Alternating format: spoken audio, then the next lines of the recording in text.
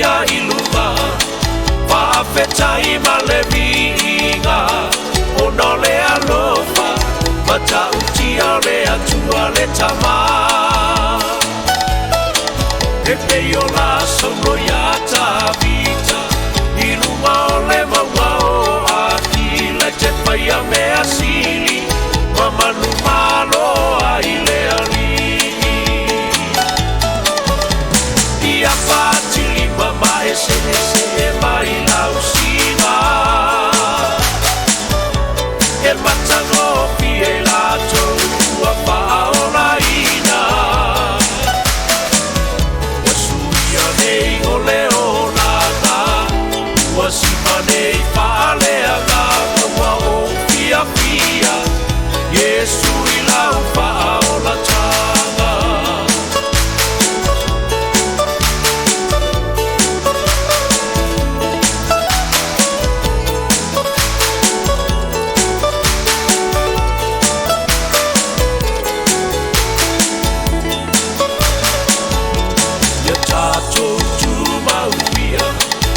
Peo la pongo ya kalatia ya fama lolosi malulu e pea male fia fia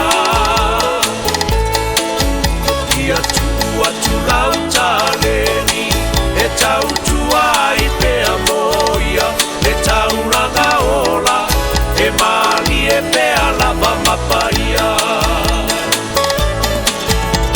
ia patili mama ese e mai lausima e matango pie la tua paola ina wasuia nei o leolanga wasima nei paleanga wa o pia pia Yesu ilau paola tanga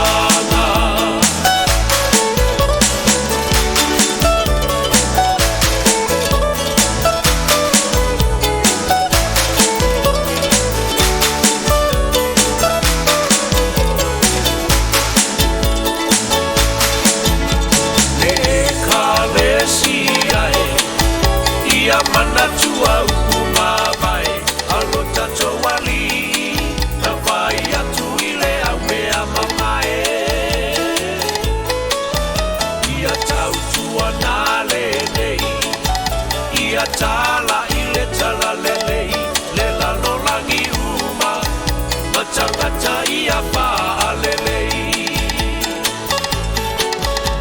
ia patili mama ese e mai lausina e matango pie la tua paola ina wasuia nei o leolanga wasipa nei paaleanga wa o pia pia Yesu ilau paola tanga ia patili mama ese e mai lausima e matango pie la tua paola ina wasuia nei o leolanga wasima nei paaleanga wa o pia pia Yesu ilau paola tanga wa o pia pia Yesu ilau paola tanga wa o pia pia Yesu ilau paola tanga Ia venei taimia whaatalo whātua i le pa ema na malu le tātou tunu o mawhaifoi o na maua mai le tātou prokalama o whai e lewa yaso ma lewa yaso o ta ua le Outou Manuia lo tu sa atu le tātou whale whasalawi i Long Beach, California i le unga lima ma le si ufonga le tau Full Radio Samoa o lo tau o ono Miss Buena Tagaloa o lo o whaafuina i le tātou prokalama i le ne yaso. Ela a si tātou amata i le talo, tātou ifo ma talo i le tua.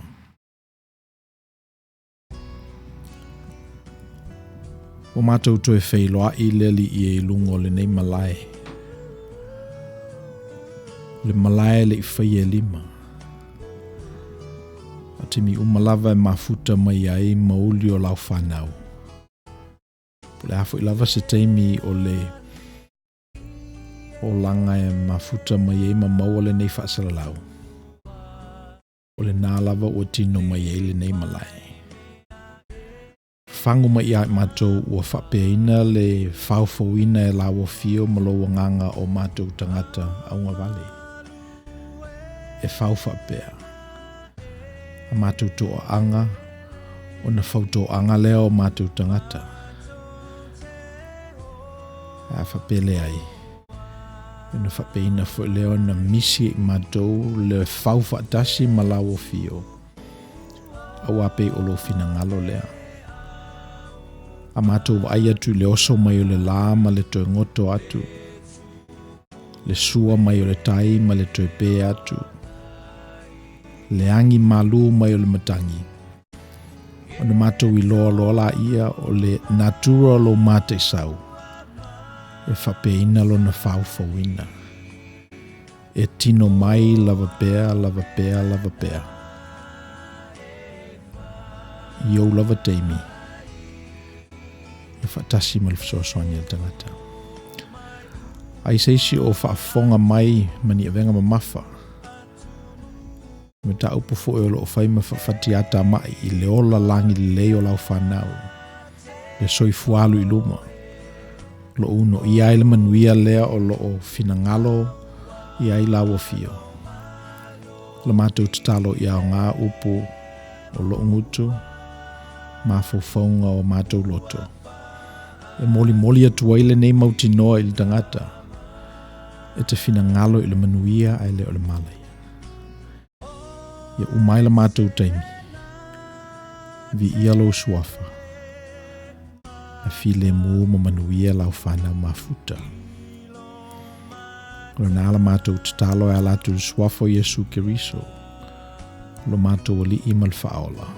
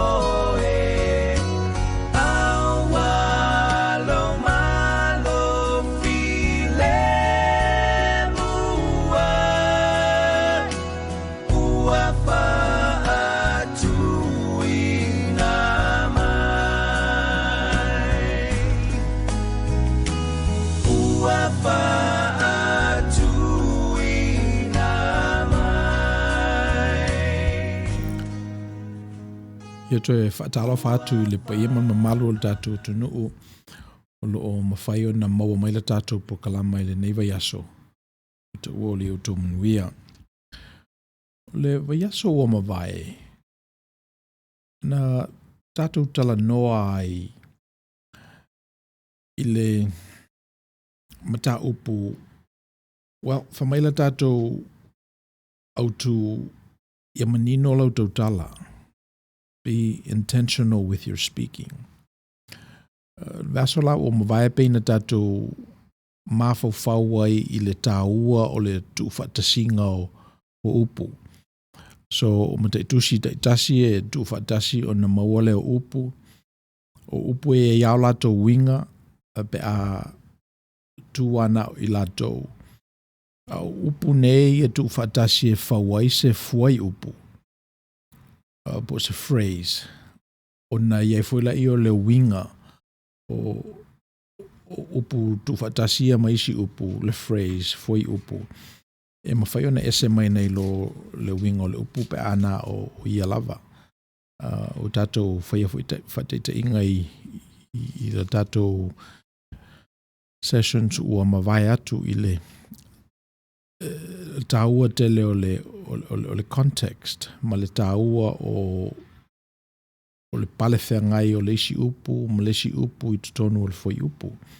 Ia atu whatasi la ia upu nei ma whasi foi upu, ona mawai o par kalafa, tu whatasi par kalafa e fia ona mawai lea o se chapter, tu whatasi se chapter ona mawale o le tusi. E pei o le manatu la o le whailaunga, e pei e tāua lava le upu. E tāua lava le manino o le tautala.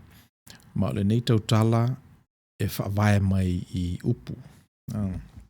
So, ona whapeala ia o le tātou manatu. O upu nei o lato winga.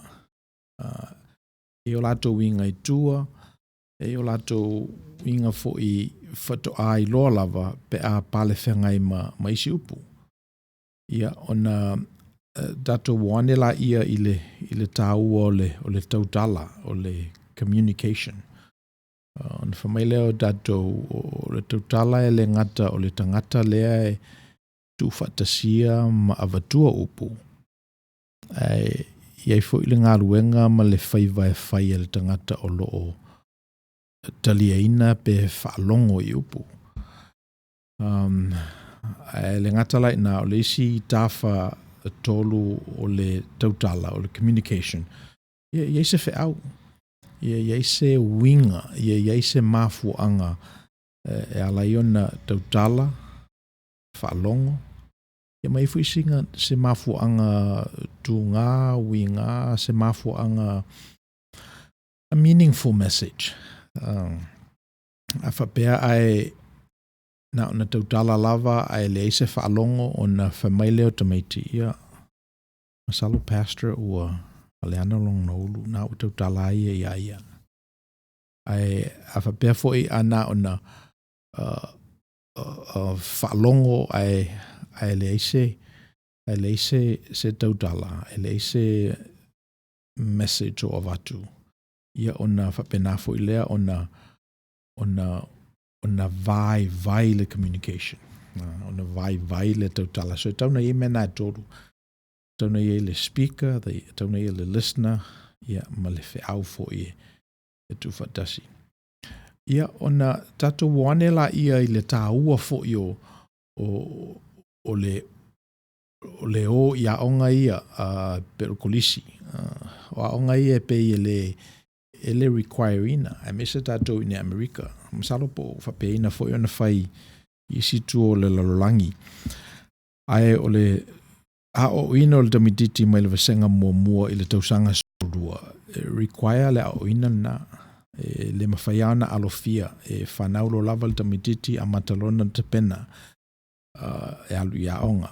Alu i pre-Ks, alu i K, whaasolo ala ia i le primary school, elementary, middle school, and then high school. Ai a lana, e le oto i se tu la fono e whamalosia i tangata e o i le kolisi, i se sila sanga i talatu. Ai pe o le manatu o le tātou porokalama i le vaiaso o mawai, e te tawala o na whamalosi. Though it's voluntary, e te tawa o na tūlei. Mai o le whātau sanga lea pe a uma le high school, e pei o isi nā tau sanga whaalafi o le tangata. A whapea e finangalo ia se tama po se teine e whaatufungaina o ia i se whaatufunganga e sili atu nei lo le mea o lo tele tangata e iai. Ia o na te tauleo na whamalosie e a ele maunga lea. Mai e pe o le isi le nā winga o le whatamanu lea e whaasolo solo ia vaenga o le manuia. ia levels o le manuia, ia tafa, ia fata o le manuia, whaasolo. So, mawhai ona ngata lo, let's say, lo manao I le manuia I le certain level. Ai a whiamana miarola o sopo atu, whaasili. E ngaia se isi tapulaa. Ia ona te taurola ia ona te pena o te penanga lea te pena ia kolisi. Mai o le whātausanga lea o ina ia le tamaititi. O mea whā peina tū lei te tauana whaatau ina o le mele o le whaitau. Whātausanga lea o le asaso o le whaatufunga ina o le tamaititi po le tenititi te tau lava ona le lifa ona taimi I le whaitau tūsi o lo I tele university, libraries te tele, o lo o mawhaia I le tangata ona access ia le knowledge base tu whaatasi I le tatu sasai tausanga matausanga tele. Whaitau, o whaitau la whaitau ma malama. So, mana mia le mawhawhau, you need to read, not just read, but think. Ia ona umalore na ona tusi lole I lalo. Ele me tupu pe a tusia o I lalo manatu. A wae te wa ai I le tu whatasingo upu. E te whetu nai ia upu, wordsmith. Ia ona manino ele ia te oe, ia mawhawhonga o tangata ia. Ia ma pale whengai fu ila ma me te silafia ma eiloa. Ia ona eiloa ai lea ona ave ese mea nae le whetaui. Ia a tusi na o manatu ma to whamanino I mea ete silafia ua whetaui mo oe. Ia ona sola ima le whatufunganga lona wha o le articulation or speak. Not only must you be able to read, think, write, but more importantly, you have to be able to articulate these ideas. So a umala le whātausanga o whatufungaina se tama po o se teine I le po le alava I le matata e umaiful na whatausanga o mawhaia I la dou ona tu u whaatasi ni manatu e tala whengai mo le soifua mo le ola o mero lato ngā rurua ai. So, o le whanau naungal nā o universite, pe ua ese le tūlai mai o universite, le nei vai taimi, ua telefoi ina tū lei e universite ia tamaiti o ea onga, ona e tele ia tupe o lo maua mai ai, a mese prokalama ia o lo ofai el malo, ai le avesea I lava le tūlanga tuli manu o le ao o ina ma le whaatufunga ina o le tama po le teine. E tawana I loa whaitau, e tauna I loa mawhawhau, tau fo ina I loa tusi, ia ma whao ngā ia le ngana. E pesa ia tela ina li lifa lo whao ngā ina le ngan Samoa le prokalama lea, a tātou li Outou Manuia, a tonu fo e maustemi ava noa e mawhai ai ona whaao ngā e tātou translation softwares e nei ina I mawhai ona whaali liwina la tātou ngangana I le ngangana le atu lulunga ina ia lautele I tangata lātou te malamalama fo ia tātou tō whamanino ia ma tātou philosophies. So o le mel nasa whaile le vasolo te ona tātou wane la ia I le tāu o le upule o le logos po le logo wai pesa I awhapea tātou mawhawhau I le afe ma le afe o tausanga talu ona whawhau mai ia le civilization e pei o le tuu whaatasinga o se tangata e te tau ona tātou muli I ai o se tua fo I e ono tapo ia o se tangata le mawhai e ia ona articulate magic words pero tangata le mawhai e ia ona whaao ngā upu e wha ofu ai manatu e convince ai leis tangata e whaile me lea e awal whaile me la o le tangata la e tele ina whaatufunga ina ele mena e pe o ial nā malo. Ia tala mai Mesopotamia na amata o i fo ona tu mai. O nā tātou te loa ai ia le tangata sa tau tāua ina i latou. Le tangata leo o Tiamat. E pe o le tangata le sa whaima o latou atua aisea awae e iei ona mata i so se mea lava o lona ulu. Ia mai e iei fo lona whaatufunga ngai upu. Taluaila o na sailoa e le nei atua mea uma ma i loa fo'i o na whaamantala ia mea uma i upu ina ia i loa e tangata. Nā sa ave ai o ia ma tangata e tāpua i e tangata i nāwai teimi. So a tātou mafo whaula i le tātou so manga e pēne i nei. O i le tangata e te fia avea maia. Or who are some of your heroes? E ein tangata e nau oe ina ia avea e pe o latou. Ia o le tele lava o tangata o movie stars.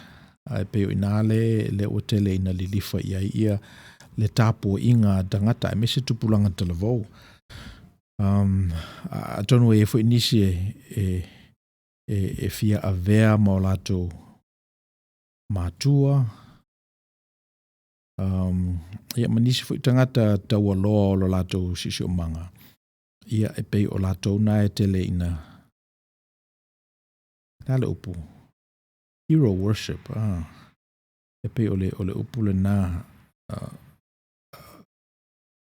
e pe o le whauwhawina la o tangata e whaatawaina e tatou. E pe e whapena lo latou winga. E pe e lo latou winga e sila fia i latou mea tatou te leiloa. Mai e fwoi lo latou winga i upu. E moli mai ai mea o lo latou i loa. Ina ia maua i tatou fwoi mea o lo ofiso swani i le manuia o le atua o lo ia i latou. Ia, ona whamaila i o le tātou tala. Words create the world. Pe o lisi nā me te tawana tātou i loa e winga i upu.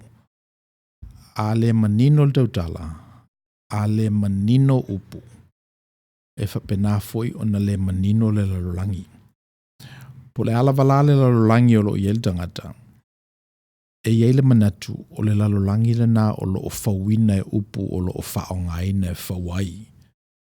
A whapelo lai le tū le lei peno fu le lei le lalolangi o lo o iai. Ia ona te taule ane e ite.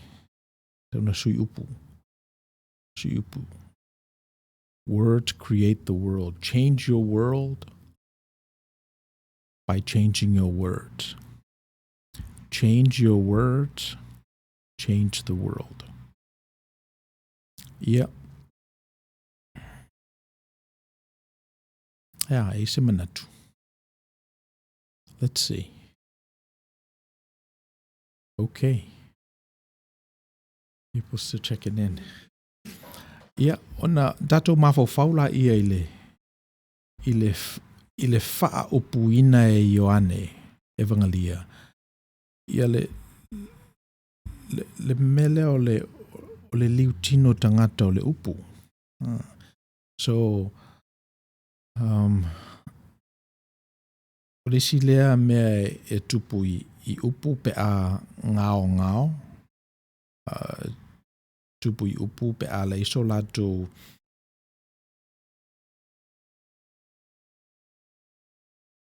lato winga.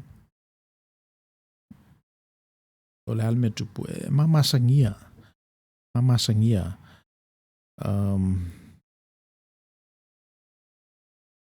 Tele tangata e le lei upu. Ai pawana le lei upu.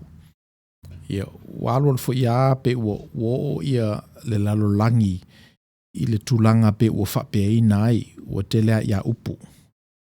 te lea ia upu a pe ele o iaise winga e fesoasoani mai i le mele i tangata. So a whai lava tātou te launga pēle i Outou Manuia, i Outou Manuia, i Outou Manuia, i Outou Manuia.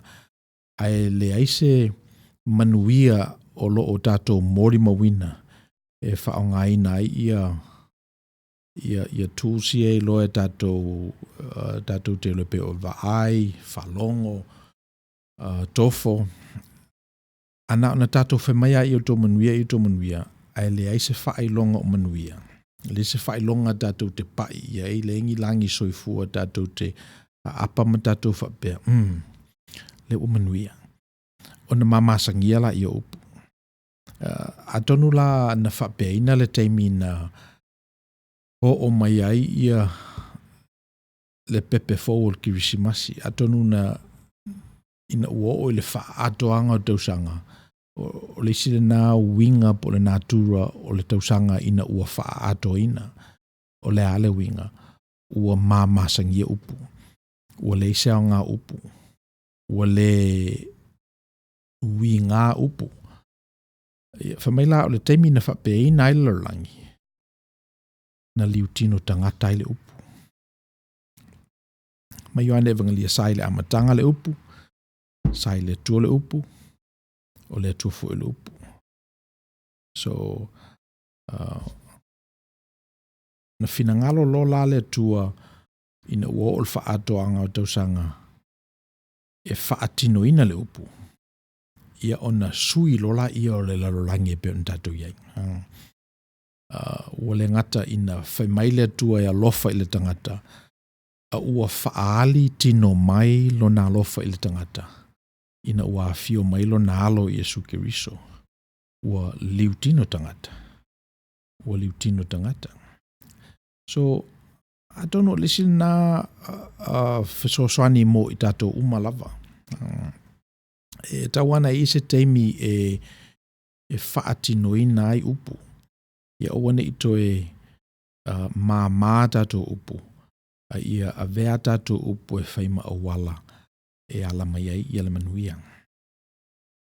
Whamai yoane evangelia, o liu tino tangata le loko, o tino mai le tangata e pe o e mau le upu.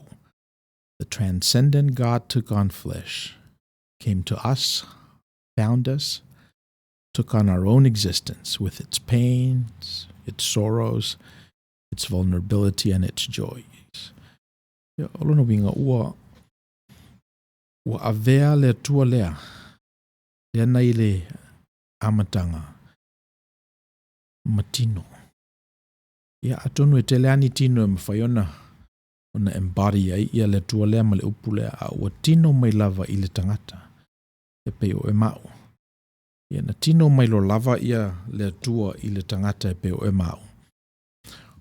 Ona distinguish lo le tātou, ona i loa tino ai le tātou. Le upu ua vea matangata. So, o ina ape se i na fio mai ai le tua, na liutino tangata ai le upu, na inflesh ai le mata isau o le tua, i le tau le alea o Yesu Keriso. Whamai a tātou upu, Emanuelu, o le tua o ia i tātou. Ia, e peo inalana a mata o na sui le tala anga o le lolorangi. Awa a tātou mawhau lava i whetalainga aro tātou li e whapea i anisio ana whetalainga. O le ua wa ai mai i a teau. Ua wa ai o ia i le tama. O lona winga o le melea na tātou fia malama lama i ai le tua le na whaia le langi ma le langi. Le tua le na mawina ia le ngaruenga o fofoanga. Le tua le malama lama i o tātou vaivenga ma me fefefe i tātou. Lea ua whaali tino mai i ai tātou. Ma ua sili atu ai o na lata le tua. I le tangata na ilo le manava o lo manava ina i e lola. Na mwhela na whamai ia whinau nisi wao pastor, le ase mea te le na mea. Le ase mea te le lava e se mai ai nei lo me masani ai. Well, a whapela watu te na nofo ma mata i tu e pe o I na pena iai e se wha moe ola o le tangata. O I ina ua liu tino tangata le atua I lo nalo Iesu Keriso. Pena na mauai e le tangata le nei manatu. E leia mawhaifo I au ona avea ma tangata.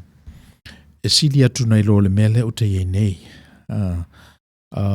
Ya mind you, maafe tausanga talu ona tau mawhaile tangata e malama I mea o lo fefe ai. Tatou mafo faulawa I le whatoanga I e tena I le amatanga e peo I nā lava I le amatanga o le tatou whaufawina. Tatou te oa I ai. Po whea lava tatou o tatou I ai e pei tatou te I ite lava na I ese mena tupu. Ana mua lava. E I le lei lava o na tu whatasi. So ina ua liu tino tangata mai lale tu ale lo nalo Iesu Keriso. Ma whai mai Iesu o te malama I le tūlanga o lo I ele tangata. Ma lona pale whengai ma le tua. Ona amata role ona whaatufungaina le tangata I se I loa e ese mai nei lo le loa na I le amatanga. E pei o le loa na I loa e le tangata le tua I le amatanga. E tai tutusa ma le loa le na I loa e atamu ma eva le tua I le whatoanga ina wapau. Pawale na o le loa e le tangata o le tua. Na amata mai la amatanga. O le ala le loa na ia o le loa. Whamaina ua latu le nganga o le tua I le whatoanga le tai ao. Ua fiu e sue ia atamu. Ai a o le ipa o le ianga sala. Sawa vali ale tua whadasima. Ma atamu. So paula valale I loa ai atamu le tua. O le alo ese o na mata. E pe le titilo sao I le tua. E pe alo ese o na mata mai le tua. Ia na fesiri la I o le tua ai sa o lua alo ese ai. Ia fe mai le tala atamu e o male lavlava. E pe ua iloa e le tangata o ia o se tangata le ato toa. E pe ua iloa e le tangata ua ise mea o le ato toa. Ai ia ilana pale whengai mle tua. So a o le I whanau mai la Iesu Keriso. Paulaval na o le iloa o le tangata o le tua. O le iloa le na e pe wha mata. E pe o le iloa o ese me se pe le iloa le tamititi wha le na matua pe ese me se wana whaia. Alo le ese. O le pawala na o le iloa o mafuangala wala iona ona te lele suinga ina ua fio mai le li o Yesu ma ua liu tino tangata le upu. O le tau mai e Yesu Keriso. E le whapenale ma mao le tua. Atonu na ma mao tatou tua a. Atonu o le melna sa tatou ui mai ai. A le ua ta pena e le tua ia le lenga. O pule ala apostolo Paulo. Le ua ta pena e le tua ia le awala e mawhai ai. Ona toe fo I le tangata I le vāwala lata ma le tua. E peo nei ai le amatanga. Mela nai alai ona suia atole lalangi. Ina ua amata loa ona alo mai le tua I le tangata e ala I lo nalo Iesu Keriso. Ona amata loa ona tutupu ia mele tutupu momua. Tatou iloa ia I latou na tusia ia tala tatou Gospels. Ele ngata fo ilea na irme na tupu ile tau lelea. Engo ia Saulo. Le usuielo na swafa ia Paulo. O ia na tusia o male luo vai todo o le whenga inga fau. O lona la malama anga male pai o le tua I lona soifua nga lue. malona malama forensiki lo loto i le mea ua whaia Iesu Keriso. Le nana fuli e laulangi atua. Oi, o ana atu inga me fau leli ie e te tautala i le tua pau, ma le malosi, ma le ato toa, e pese i o le te tautala i louta maa. E pese i whawhiona e le whaaloalo i le tua, te le mata uea. E peo se mea fau le mea le nā i le whauwhauina o le tangata i lana pale whiangai ma le tua. Ai se alanga o le tua e pese i o le ngatala i le angasala o le tangata o pa uma iai. E pese i o mea uma lava i le malamalama i le tangata, e pea lafo uma lava i le tua. Wa tilia i ala o na mamao le tua ma le tangata. O le fio mai la Iesu Keriso, o le liutino tangata o le loko, o le embody ina e Iesu Keriso o le anganga o le tua i se awala whapitoa na velea ma malusi anga mo le tangata. O nana tusi whawai au lotu ma kalesia. Ia e whelo manatu na a fia fo ile ainga lava o Iesu ia. Ina ua maliu ia le li i whamai ia tala tuu o lona uso le titio Iakopo. E pei o ia lana na tuu whaatasia le kalesia mo mua le amatanga. So ua maliu la o fasia, o tanomia, tutu. Ia ona tutoia ele o nai tangata ia.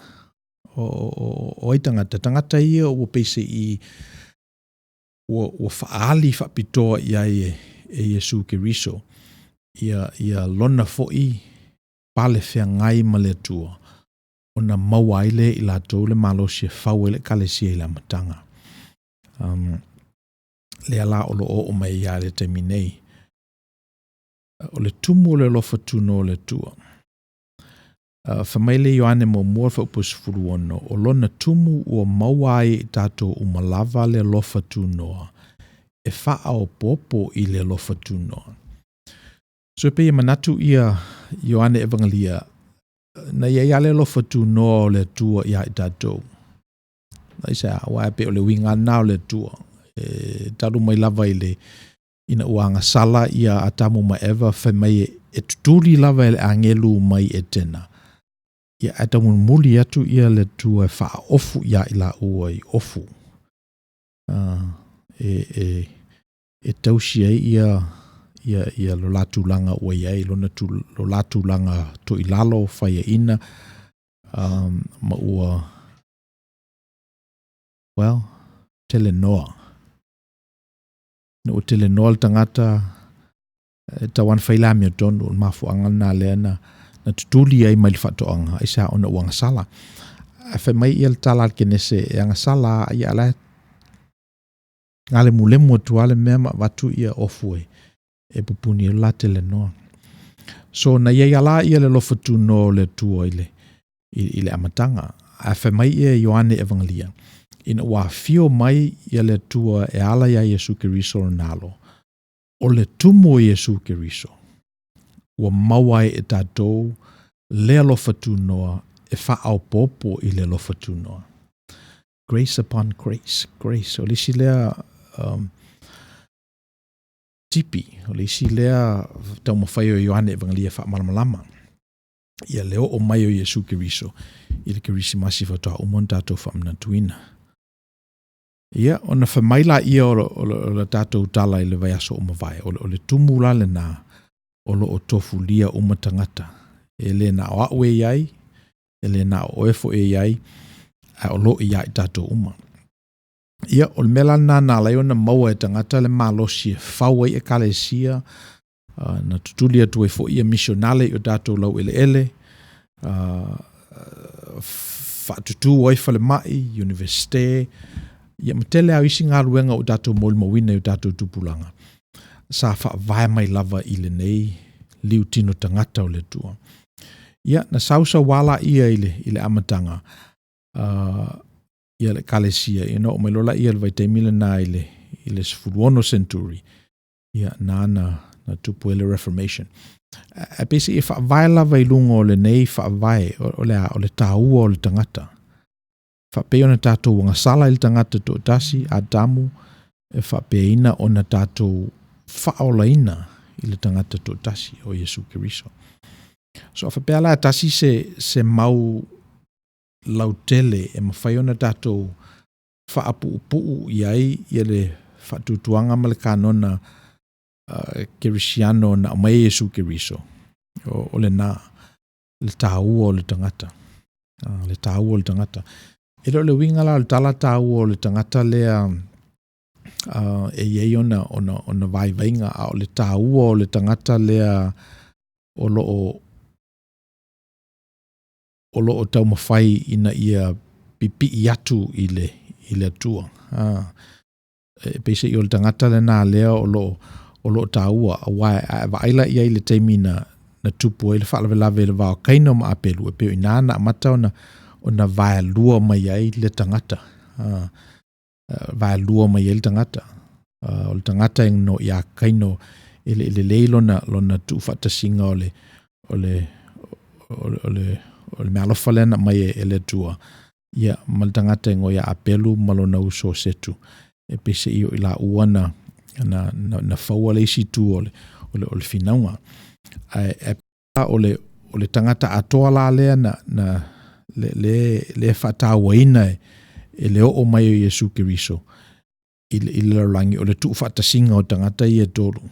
O le winga nao o le upu tangata. Tāua le tangata. E tāua le tangata in its totality. O le mea tātou te iloa o loo iei fo I kaino I tonu ia I tātou. Tu sa mo I lātou lava o loo whemai o lātou le lei ia toi tiltilo, si toi tangai, si toi awhi ifo pe le o iei sina whasi kaino o loo apilitia ifo ina. Ia, pe o tangata nā whataua ina e Yesu Kiriso. Lea o loo suia ai le Western civilization, o mai lava le temi nei. Let's see. Ia, si tā mai tātou pese lea vavai. O that last week, o tātou lufi-lufinga nā mai le vai aso o mawai. Ia. Nei loa ele, ia, o fesidi mai ia seu I whalemua, tāwa seu, tālofa, sunga tāwa seu. Fesidi mai ia tāwa seu. Nei loa ele atua atamu. Ia, mana ia fesidi, atonu e fwisi e fia tali I le talia tāwa seu. Ia, ai pe mwhantato itel tadi, mwhantato whapea ia, I think, nei loa ele tua ia atamu, wafo io. Atamu sa whaie ele tua. Ale o le whai I lona whetala atu, whaongale upu. Na papalu I lima o le tua. That's the second creation story.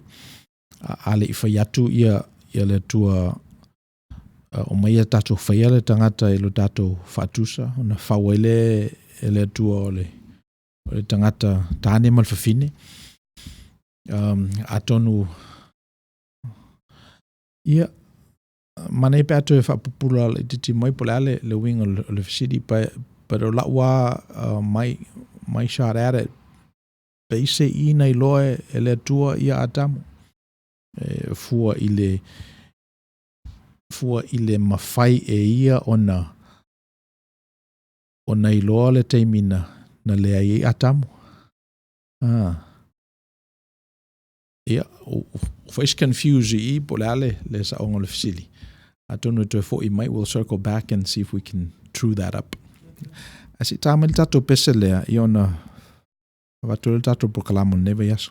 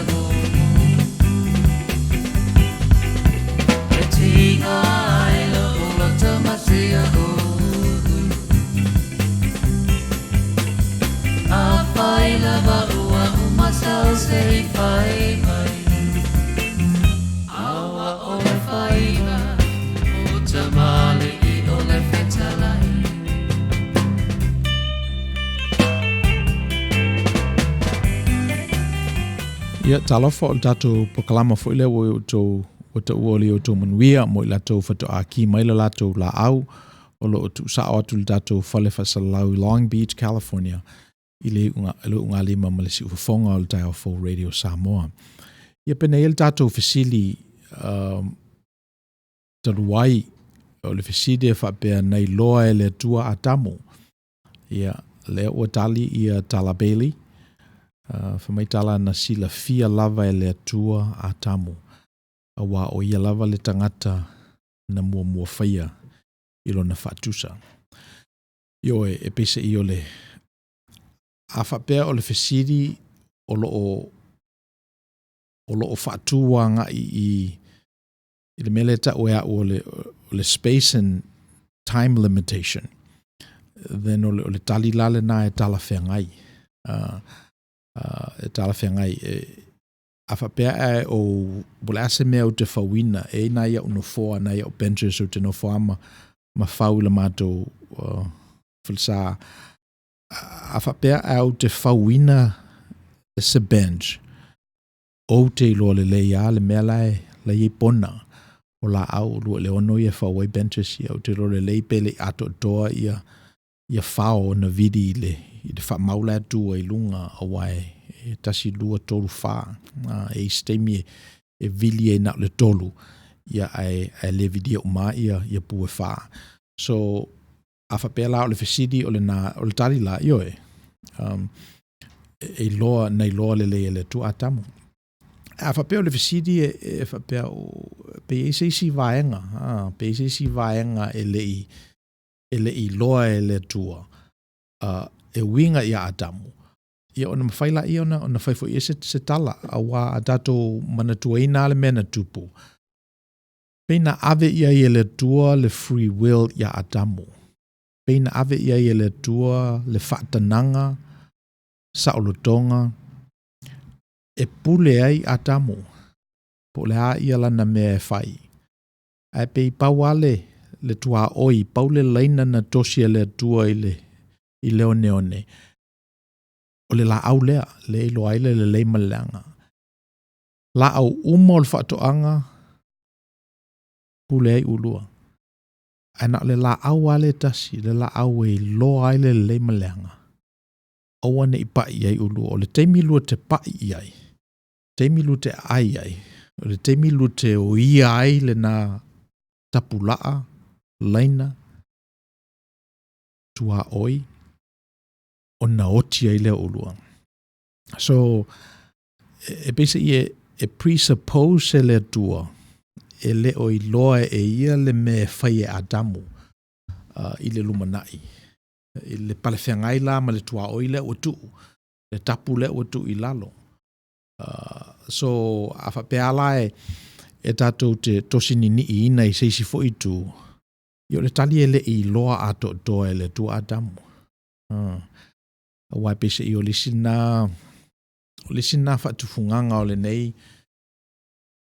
nei, let's say, Brokalama, o le Manuia o le tua e tā whatele. O le tangata la e nini ilan tofi, o le tangata e tufi tau whao, o le tangata e lilifa lona manatu ina ia maua nisi mea ese mai nei lo mea masani e. I o le tangata la nai e utu tele ia ile Manuia o le tua. Ia a mo i la toa wa lava sia i loa, pastor, whaftai lava e le loa. Ai le a ua okay mantou. Ia o le vangala na ia e pe e whingata ona whaofi e ni me fo. Now, I am willing to be debated.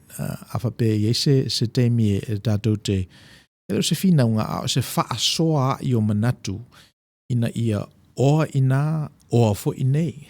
Wa e leo ato toa fo i ia lo tangata e leilo uma fo i au. E le mawhai o nei loa uma e tangata e to tasi. O ni mea o lo o iai. A le se ale meo te whaftai ai le whtamanu leo le internet. Po le alawa i whea le o oina o le tangata. Po le alawa i whea lo le i loa o nisi mea whato a e loa lava ina ua le leile whatufunga ina o e mawhai o ne eiso manatu. Na o le tā lava o le whai upu po o le whasi whai upu i tonu o le Google. Ia tau mai lola ia e kuko le oa o lo i whafo, whawasenga mai lea, ne whidi ala ia, piki mele. So, o mea na whaftai ai masini ia, algorithms ia ua amatau na whaalau tele ai le loa o le tangata. Ai a whapela i ese temi i tātou te whaasoa i pe o na whaasoa ni tangata se to o lua o lo nau ina ia whaateleina le whaatuhunganga.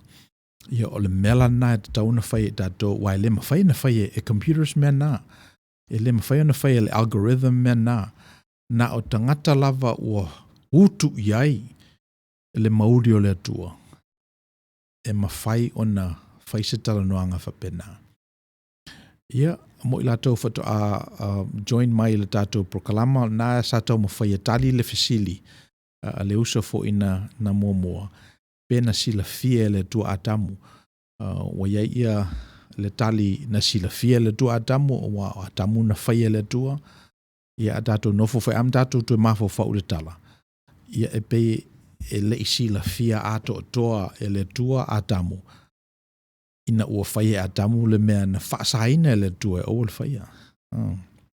So o le melana o lo iei tātou. Whe mai ia whata to'o, God is omnipresent, the Alpha and Omega. God knows everything. O le sila whangalilo, kiususu i le Almighty and Creator. Yep, mana ia. Io te lopene e maua mai lisa tātou prokalama whata ai a whaile fesili o le a le mea e ngao ai le omnipresence. O le a le tu a inga o le a le vai vainga o le atua e omnipresent, omnipotent, omniscient. Pena fesili nantu la imel tātou prokalama ua mawai i vai aso o mawai masina o mawai. O le a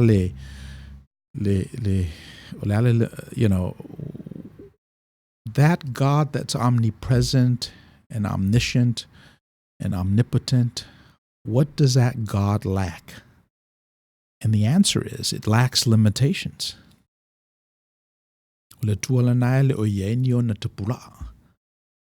Le tua malosi le o ienio na tua oi. E pe pawale o le mea e special le tangata. Ona e on tua oi. Person is subjected to the time and space continuum. O le winga o le whamtalanga na e le o mawhai o na owi I nei ma owi I la e le teimea tasi. E le mawhai o na owi I nei ma owi la. Although with quantum mechanics, e pese I ua iese, ua I ite le tangata, e mawhai. Pe ua I ite ia tangata sainisi ma I latou o lo o sue I le natura o le memoni. E pese I o le ua o ne I ailo tātou I loa, or even the melana e pe e fesiringia. Atau aia tufo I le telo mta upsisilia ua whatolotolo mai. E pese I tate ite ia lea ua how shall I say?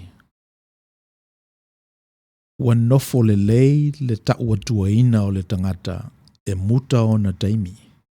Ma saisaitia e tu la fono o le nofoanga. But mena le o mai ta wina. Le o mai ta wina. E pese I ua nofo le lei le ta ua tuaina o le tangata. E ui lava o le tangata e muta o na taimi. Faita wina o na aso. Ma e saisaitia fo oia en tu la fono le nofoanga. Ia, atonu e se anganga te leo le tua o lo fautu e nai ne mea a whapefo e se anganga te leo le tua o lo faufawina ne mea. Ia, tawan tātou whatu tua. E ua I le lei. Le anga e pe na o lo o li lifa ia lona fina ngalo. Or at least, o le mena leo lo iai. Ia, wa o te mila nei. O te mi whaingatā nei mō tangata whatutua atonu atatou whaitau fo I le tusi o le whaalinga. E pese I o le mele na tupu le kalesia ina ua matau na chaotic. Ua matau na ua te le a ia tō whamanino. Ua te le ia vai eli ese ua utu vai uma e tangata ma ua pese I ua whamalie ina ai. Yang le ngā lala o tangata I awala ese I o lātou fo I tupulanga. Ina o tūlai mai la ia le winga le nā pese I na toe fo I e tangata I tua. Na toe whimana mia I tangata ia se whaavae mautu. Se whaavae mautinoa e tū ai. Ina ia awane I meme lunga o le vatetea. I le tele o ia mea ua mai. Mea o te le tau mate fo e o whaia iei tātou, a mese le tātou tupulanga. A mese ta maiti na ola mai o koneti uma i le lalolangi, o le mea tupu i nei e ilo i Afrika, o overloaded ai le telo te maiti, ia o chaotic ai ia le sisio manga o lo tatou iai. Ia nā pese i o lo whapea nai o nālu ia le tatou society, ia mo tatou ai tangata whatutua. Ia na tatou mapu i whaa, man tatou mafau i le tua. Ia o le tatou whaavaile nā ua umana tu i lalo. It makes sense ai ia leo langa ia i tatou. Ia o le vaiaso nā ua mawai, ma le tau mawhai e tali ia fesidi e peo na tūlai mai. Ia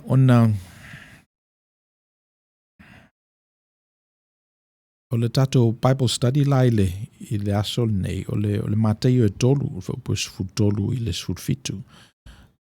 Mātai o e tolu, whaupus futolu o le sfutfitu. Sei, whaitau atu.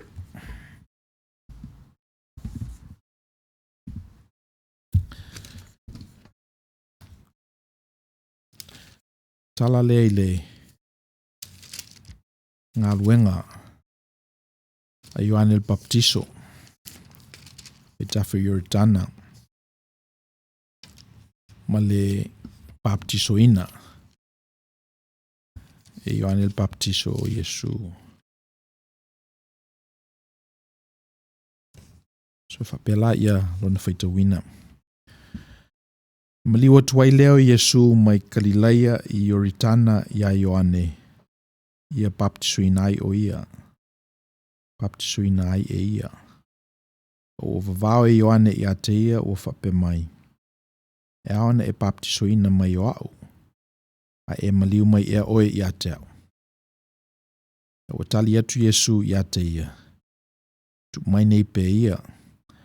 O ai whapea na tatau i ate i tātou o na whataunu uina o mea tonu uma. Tu mai lea i ate ia. Baptiso ina Yesu o maliwa e lolea o ia nei le vai. Whauta fo i ua whaava noina le langi i ate ia. Ue e lo atu fo i le nganga o le tua wafio ifo e peisa i se lupe. O i ona lunga. Pauta fo i o si ufufonga mai le langi o whapea mai.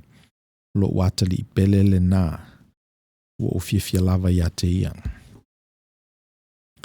Ia o le tala ma sani.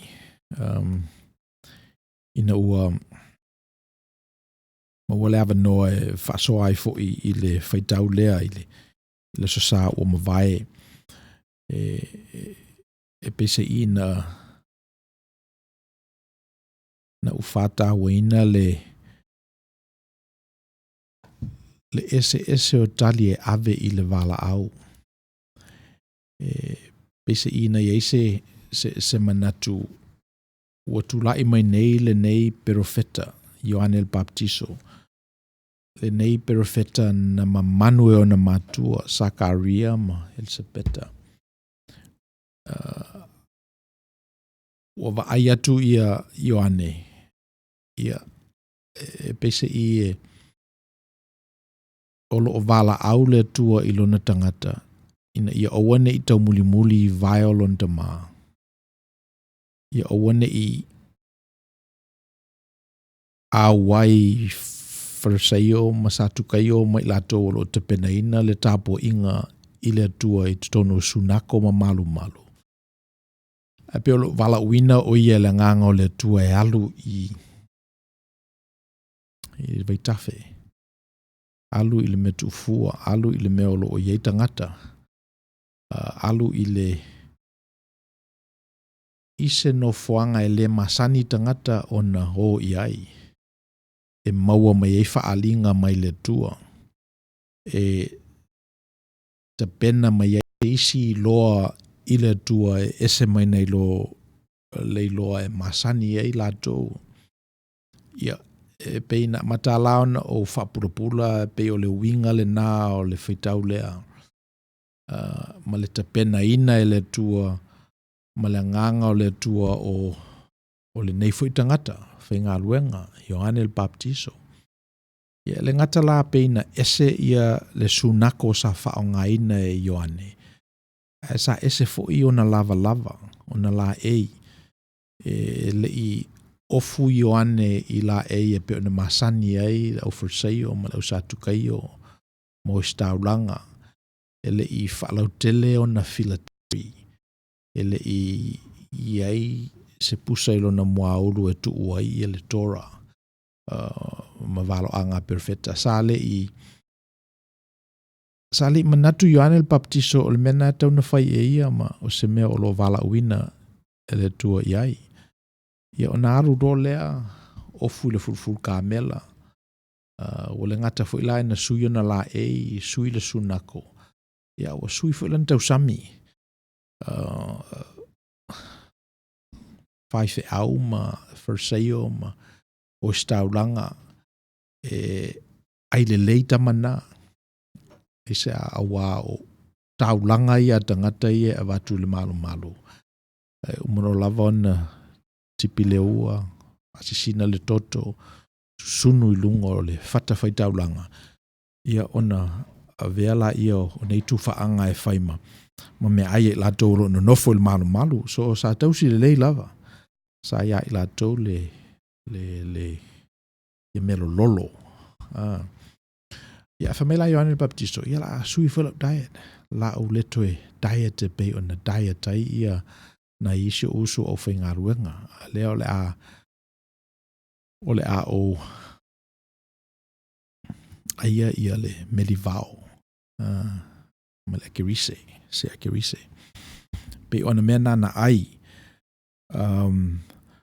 So o le memo muala o manatu ia e a mailunga. Le tāua o le melea, o le ale mea, o le whalongolongo o le tangata i le atua. Whalongolongo sa o lava le tangata i le atua, po le ale feta lainga, ale anganga o le atua, i le tangata ngalue. O le feta lainga la le atua i le tangata ngalue, ma le usita ia e le tangata ngalue, o le finangalo le nao le atua mo ia, e mawhai e ia o na sui le lalolangi o loo ia il tangata. Na iei fui teimi na tamuli ai, ia loo tangata whaife au i mea tama matutua. Ia ai no whaama mawo whauwho i le fisoso ni mai o le nganga pa ia o le tua. E le ua whapeina ia le savali i le nei vaitau. Mai ese le whaingata o le alu, ese o oe mai le sunako, le sui o la ei, ma le sui o lau tau mafa. Ese le whaingata. Ia wafo i ele o ni tangata vai la to te whaia mena, tangata malolosi. Ma se vanga nā lava ua a vea le tua ma le nganga o le tua ma aunga o lo malosi. Ia, ele me whaio, se me whapea. Ma me nasa le leia i ma tāua le ngā ruenga Ioane le Baptisto, ma ola le ngā ruenga Ioane le Baptisto. Ona pe e sau sao lava mai lona i loa o le nganga o le tua, ma lona pale whengai. Ma me fo ina o inai o ia e ona matua. Na tātou tā ua fo ile i episode ua tua nai. E te lo le lei lava le mea ua vala au o ia ia le tua, ona ua le o to e saisaitia o e tu la fono le taimi ma le nofuanga. E te lo le lei lava o le na ua e ta alo i se ta alonga e sili atu lo na level nei lo ta alonga e masanyo ne ta alo e se a ona ua mawalo malosi. You've lost track of time. Wale o to e saisaitia oe e le nofuanga ma le taimi.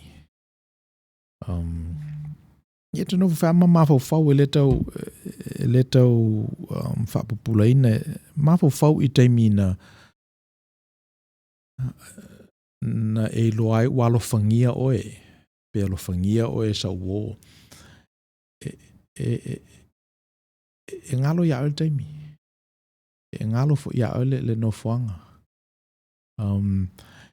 E lo manatu le mena na tupu ia Ioane le Baptiso na mawailo na malosi. E le popole ai po ai o lo fai upu ila na ngaruenga. Ia, malisia mea tātou te iloa, e tasi alana lana launga. Le a launga, i Outou Salamo. I Outou Salamo, i Israelue, i Outou Salamo. Sui nei, i Outou fo'i ia i le tua. I Outou sa ili i le tua malo na finangalo. O lana launga na sa fai. Taimi uma, aso uma. Ia, taluaila ona tasi lana launga. E whengo fia fo ina folo e tangata. Whengo fia na malamalama e tangata. Ia whamaisalo lofi tangata. Ile yori tanai. E whalongolongo po whea o lo sauwele nei leo. Whea o lo sauwele nei malosi. O lea lea mea fau ua I lo tātou tolo tolo. Ia, na mai ala I o tangata. Ia o whalongolongo fo ia na whesidi la ia o mātou langona lo mātou se. O lea nei la mātou me whai. Ia na whatula I o Ioane o mai Baptiso Outou. O mai e whatofu Outou le vai o le whaailonga. Ua suia lo Outou o langa. La li lifa la Outou tau mawhainga ma la Outou sa ilinga I le finangalo le tua. O le a Outou whesili sili. O le a Outou sa ili. Po le a le finangalo le tua mo Outou. Mele o te Baptisoina Outou e whaima whailonga. Ia, afe maafe tangata na o iai. Or at least to tele. E lo manatu na to tele atu na ilo tangata masanio na o le malu malu I Jerusalema. Po nisi fo isu nako e pe na Yesu nako laiti. Atonu na istemi na whapea I fo ai ia. Whapea ne ai ia tai o lotu. Ia, la whaila tātou prokalama lea. Ia a whapea tangata. Ia la atu momoi o se I. Whaipole ale mela I o I le vao. So mela na utupu. O lea ua ngao whale sama su nako ma malu e pe na masani ele tapo inga yuta ia. Ai pe ua lofi tangata I le leo le sau mai le vao. Ua leo to e whaatau ia tangata I meia sa set up e support le lotu. Ua leo to e whaitau langa a tangata I le malu. Ia ai pese I wala ona mafua ona ua iele mela ua wavanga e o lato loto. Ia.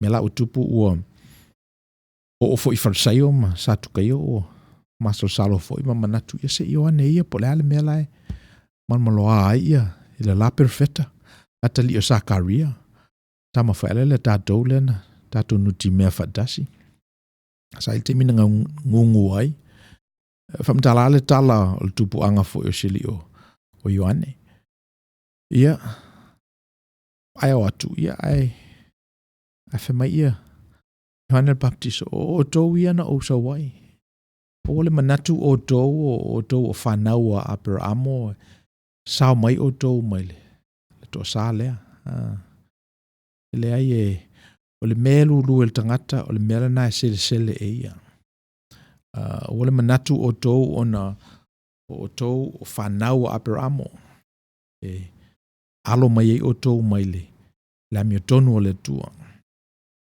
sola ese mai Outou mai le finangalo le tua a whapea ele salamo Outou whapea lawe le Baptisoina Outou ia e o mai ia le whalawe lawe ia fast forward la wa o mele ele lei ai ia tātou ia tū nei ma tilo I tua o lea o tātou malamalama ile ungo le tala a fast forward la ia le tātou tala on tātou ilola ia I o tātou tupulanga o le o toe whaia tāulanga I tino manu I malu e o al malu na Jerusalem o le o toi whaia. So e pe o I lava na amatai ona reset le nganga o le tua ia olo ua te telelo na whawina. Ma tele alato whonga whale ua ngalo ia I lato ia le tua malona fina ngalo. Le sile mea e popole I lava I lato olo o whaua e kalesia o le alea te ia ua whau. Ia ai te ese mai le nganga o le tua mai ia I lato olo o whaua. Ua le mea lena e amatai le fina ngalo le tua e whau fale. Fina ngalo le tua ia manuia. Ia na whau ala ia. Whau. O manuia. Ia a pangale mawhaila vele tua ona ave eselo na fina ngalo mai whata manu o lo tātou whaua I o tātou fo I tupulanga. E le komeni na o whaitau ai ele I lewa atu te le o manatuaina po fesa wai ia le komeni. A pese I o loo whaise whaitionga I le au whainga luenga. Ona e pese I o lo lato whaatalitali palapala malo. Komeni le na o whaitau e pese I o le nganga o le tangata na postina ia le post. E pese I o le mele na o lo mai tawina e I lato. E pese I o lo whaatalitali ia le o whainga luenga mo me ia. Ia o te le whamasino a wae atu whaile e wha sao e pe o nai o uso ia e whai ia le comment lea mai sau fo istemi lumana ion tātou whaasoa fo ile iai pe a whai le whaasoa nei a le winga o lau talang pele wa whau e I tātou se olo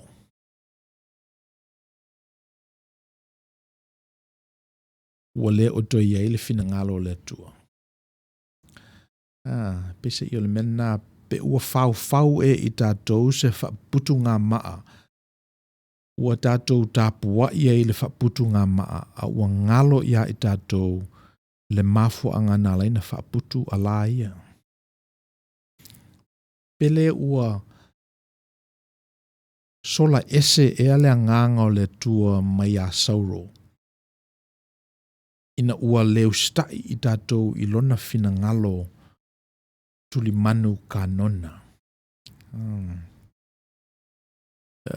Ele o ia tau se tali e pe o fesidi na te tauna o na fesidi e tātou le ngata la I le whawhitauri lea mal manatu le pese I ua tūlai mai. Ma le pese I ua tūlai malosi mai lava. Le o le teimi mua leo o whalongo ai. A mātou tala noa fo I manisi e pese I o le mena e pe e whaaro mai lava ona o le tūlanga whaingaruenga aolo tanu ai tua le memoni mai e te tawana mai lunga tātou whaasoa ai man tātou soka ai ia ona manuia ai leo tātou mea lo whai.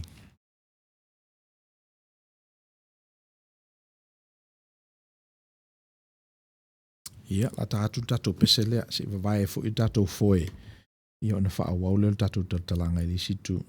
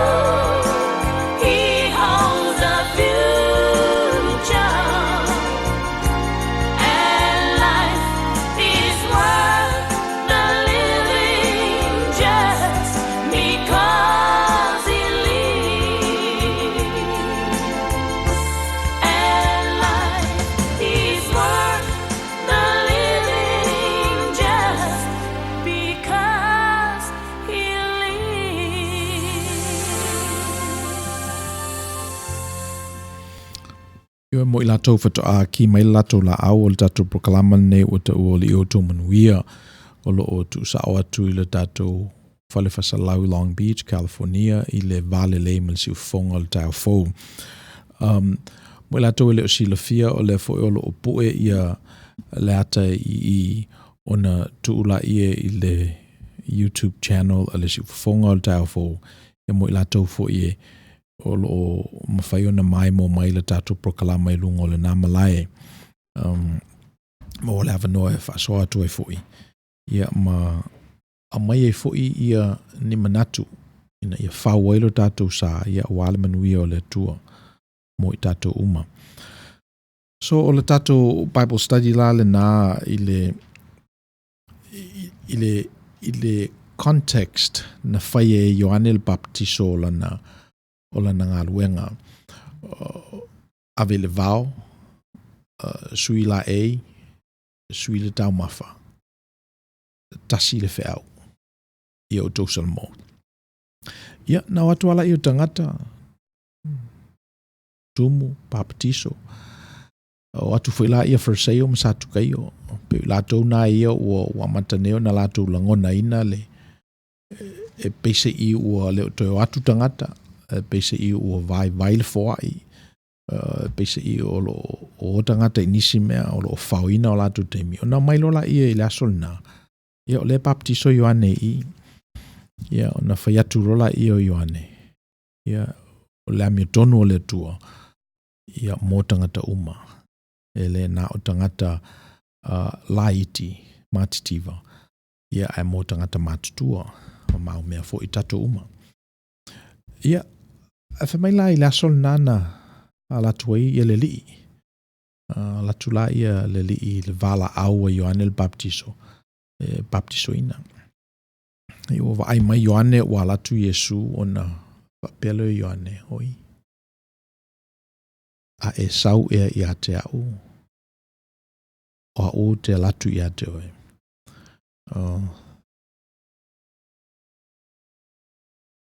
Expression whaere le masanyo na o whaalonga. Your ears must be burning. E pese i o le o te le o leo tamawhai e pu e lo mafofau se ata o Iesu ma Ioane le Baptiso i le aso na e pe o le expression le na o te manatu na o ile ia Ioane le Baptiso your ears must be burning. I was just talking about you. Pe o le winga na le expression le na e tai tutusa ma le me fale a mafatua so o seisi ona whapele o tatou ia la fo e ta umai o le tau vaenga. So e tari tutusa la le mafatua so o ta umai o le tau vaenga. Ma le your ears must be burning. Pe anai mu ia o talinga. Leanga le matutalo leo na utalo no ia oe. Na ufai tangata o au te baptiso ia i latou i le vai. Au lo muri mai ia te au le tangata na te papatiso ia te utou i le afi. Ma le nganga pa ia. So, o mela na ua te ia Ioane le Baptiso ua alatu Iesu e fia papatiso ina. Iona fatule Ioane ia e sau e ia o tauna o latu se ia e baptiso ina. Wow, o el tangata lea o te valo ia i. Na te ave seanga sala lalangi. Ia. Ona whamaila i o lele ia tauna whataunu upea mea tonu uma. Tauna whataunu upea mea tonu uma. Na ala na usau mai kalila ia. Na usau lava o te. Na i baptiso i nao. So ole mela na o lifi ina ile whaitaule na me se foi ia le baptiso ina o le lio Iesu o le manatu mua lava o le baptisonga o le tu esele o lo tangata tuai tu esele o lo tangata tuai a vai ne foi lava ile natura o mea ele mawhaia ona tu se waina fōu ini whangu pa utuai. whamaile li I awha pe pa le fatu I le ele ai le pala. O lona winga le tupu. E pe o le winga o le manatu. E te tau lava ona la foai I tātou mea o tātou masani ai. Pe awha pea tātou te manatu e whatupu se mea fōu. E le mawhai lava, o le nātura leo mea, e le mawhai ona tupu se mea fōu, se vanga nā ua ave ese. Ia ni mea olo whalawe lave, ni mea tuai, ni mea olo o tau. I le mele olo o tau mawhai e whatupu. So o le baptisonga la o le li e pesi olo na winga le na e te tau ona la foai la e tuai e tau na ave ese ia mea olo o whaima whatiata mai, whaima avenga ina ia tupu mai ia se me fōu. O le baptisoina la o le tangata o le moli mawina whaalaua I tele lea o le mea olo tupu ilo loto. O avea o matangata fōu. O la foai mea tuai. Ia o le olo o tau mawhai oe ina ia whaise mea fōu. I le mātou wā tapo inga e papatiso I mātou ia pepe. O nei e le manatu o le baptisonga e le se one-off event. Ai o le baptisonga o se ngaluenga whai pea e le na o le tangata la o lo baptisoina na te whaia. Ia e fisosoani fo ia io na mātua mo'i po e o mātua whai. Ia whatasi e ma le fisosoani a le kalesia, ma le ulotu, ma le community. So le mafuanga na I se mātou wā gang. E peise I e whapeaina o na mātou whataunuina o le ngaluenga o le baptisonga. E baptiso tamaiti. Ia a whelololo o tau matua le tamaititi. Ia o na saidi iri rolea ma vea matangata o le kalesia. Ia o inae e affirm maila na baptism. O inae to e ofo ina atuai e ia lava. I le sakarameta o le baptisonga. O le ave seina leo lon tangata tuai. Ia ai whaima tangata fōu. So se mātou tipi la it's a process. Baptism is a process. Though there's an event, a time-specific event that's caught in space and time when a person is baptized. But the process of shedding your old self so that the new self can grow is continuous. It's done on a daily basis, on a weekly basis, on an annual basis. So, o le mātou tipil na I le baptisonga, ai le avesea ia le tā ua o le baptisonga pe a whaifo I seisi a wala e ese mai nei lo le baptisoina o tamaiti. Ai o le mele nā ua tātou wiloa e mana mia ia se fisosoani e tamaiti. O le mafuanga nā e o ina ia matua. Ia mga luenga fo ele kalesia ine mwhai na matutua nei tamaiti le whatutua. Malato wiloa le nei vaenga o le tātou whatuatuanga. O le ale vaenga o le ave ese o le tangata tuai. Ia e wha oful tangata fōu. So, a whapea lava la tātou te whina ngalo I le Manuia. Po le alava le winga o le upu Manuia ia te oe. E tawana ia te oe le whatufunganga lea. O le al whatufunganga. O le mawhai e oe o na tu o mea tuai. Ia e whaini mea fōu. O le mawhai o oe o na mawhau po whea mea te tauna tuu. Ia e ave na mea te tauna ave. A whapea la mawhai e oe o na whailmena. Ia na whaali fau mai leo le tua ia te oi le teimi ma le teimi. E le whatutuanga fo I o se mea e ola, o se mea e le lei, ia ma se mea Manuia ai. Ia na umalai au whai atu o le baptisonga fo I, e te se e mai ai mai le personal and private, anga I le public and social. O le baptisonga e yeilo na winga le na a whapela wasa e mai le lii a baptisoina lo o e mawhaato o toina lo baptisonga ina ue tangata matua o lona winga o e se e mai I le matatongo ua ia se i le loa, i le whalau e tele. O le isi le nā winga o le baptisonga. A tatou vaaila le baptisoina o le li.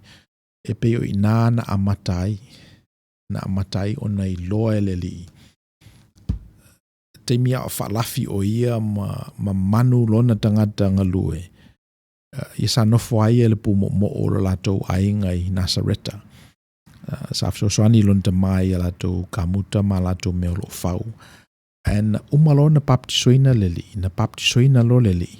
Pe o lona ofo ina atu le nā o lona tangata pumo mo i le ngā luenga te lela u tele o lo whai e le nganga pa i o le tua.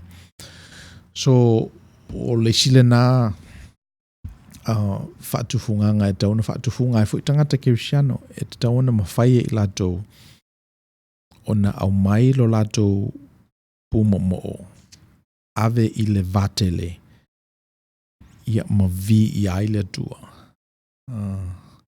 Ma vi i aile tua. E tangata e se alo lato public social persona. Ia e se alo lato private personal persona. A whapea lava e mawhai e oena whatau sunu i mena lua. A whapea lava e mawhai e oena whaato o toina ia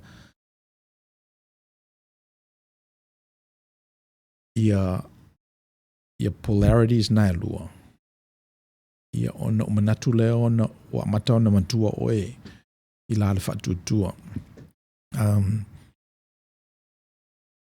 O le mena tupu i le li na se e mai lona pumo mo o i Nasareta, Galileia.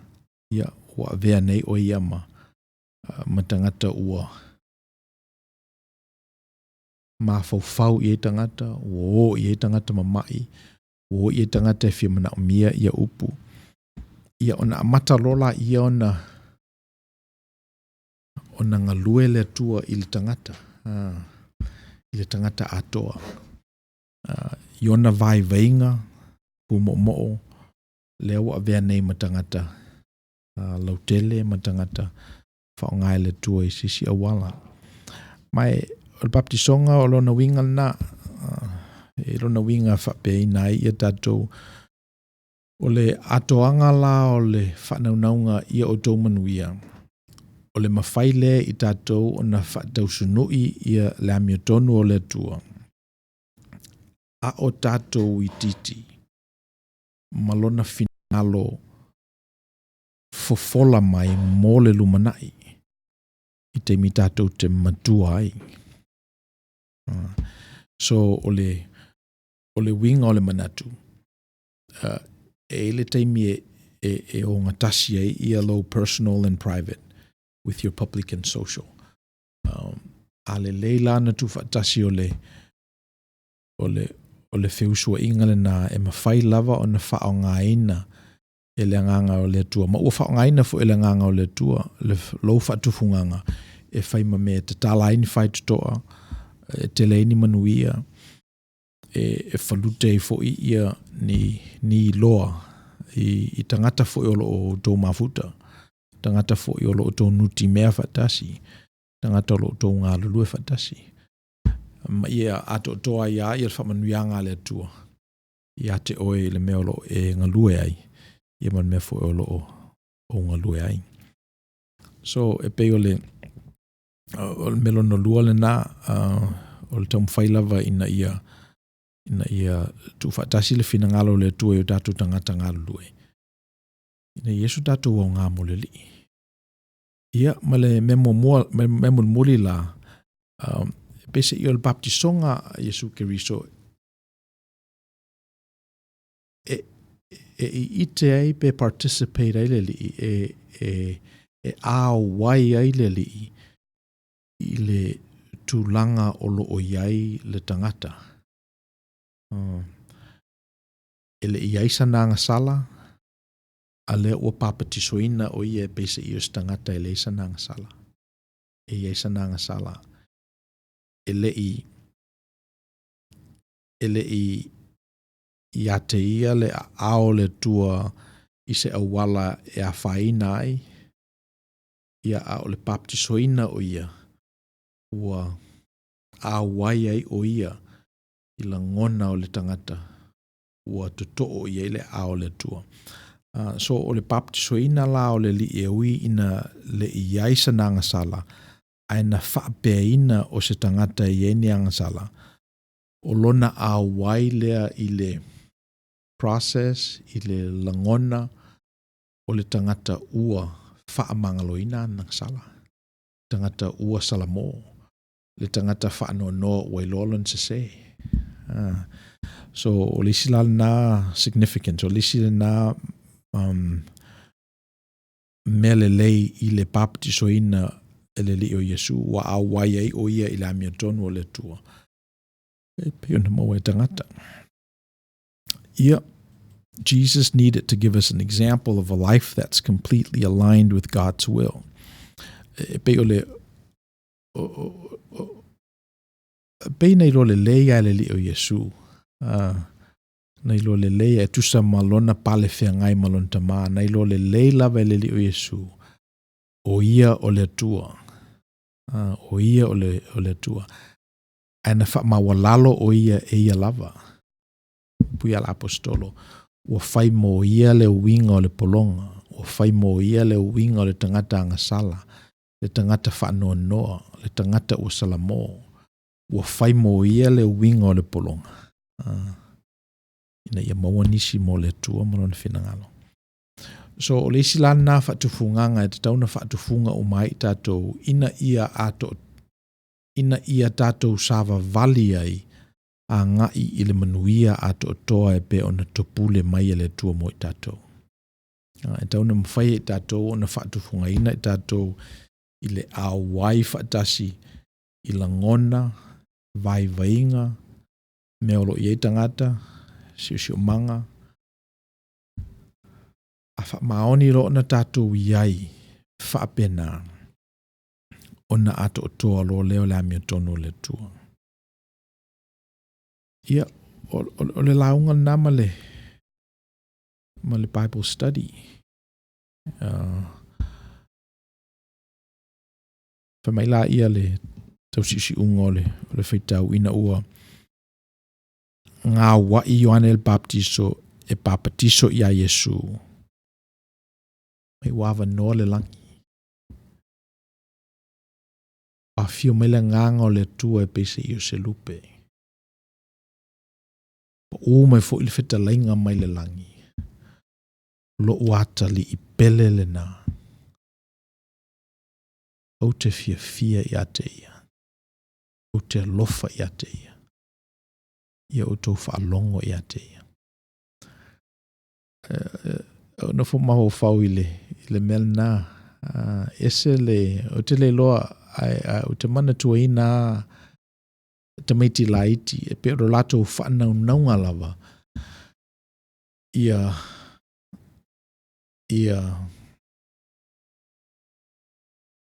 lofangia i lato e o lato matua. Ia lofangia i lato e o lato matua. Mai o le ofo i nātu e le li o Yesu o ia ina ia baptiso ina ila wala le alu il tangata sala. Mina mu vai le atua. Sa avea le nā taulanga na whaie e ia. Ma taulanga e whafofonga i ele tua. Atua i sisi tu technically o whafofonga i le atua le taulanga lea na whaie. Le li o Yesu ina ua baptiso ina o ia. E Ioane el Baptiso. I le baptiso ngal tangata sala. E ui ele iate isa sala. So amana ia la pe afa pe tasi se template tato te atasi se mamanu tato te o mai tato e neva yaso e mamanu o ela tato sa vali ma so fua ma leola. O le mamanu na. O le iai tato le loto maulalo. Iai tato le loto maulalo. Io loto maulalo ese a mo tangata. Na ete sila fia e oe. Se mea e whaingatao na e whaia. Se mea e te lefitala noa iai. Se mea e trigger ai lava oe. vea iao e matangata ese mai nei lo le tangata le lei. Ia te oile loto mau lalo e te afe nai mea na ma fesidi sili. Po fea o iei le tua, po fea iei le finangalo le tua, o le ase isi mea o te whaia iei ni upu e ave iei se tanga, o le ase taulanga o te whaia. Ina ia tupu ai maola se mea fou.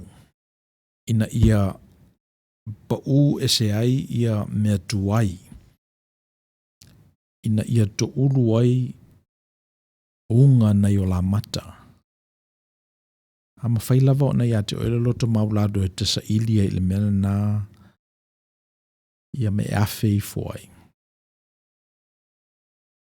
Whai e se taulanga.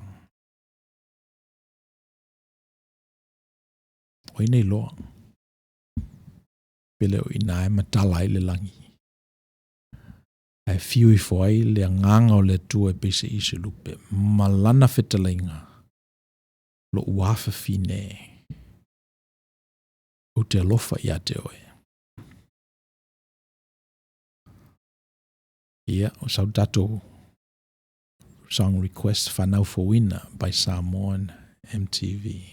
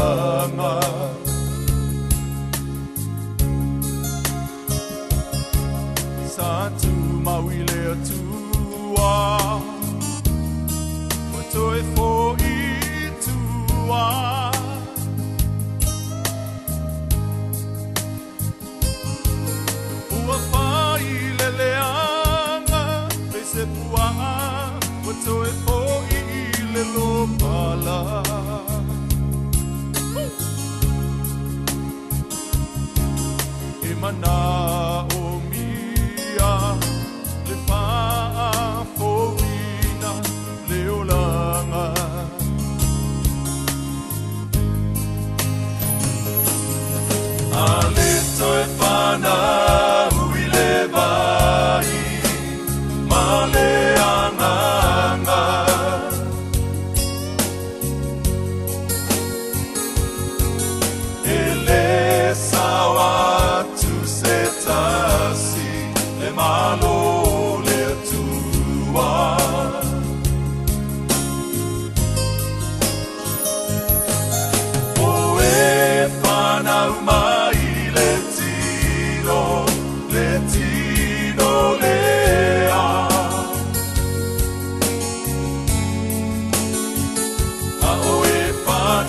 mai le anganga, o le anganga lea.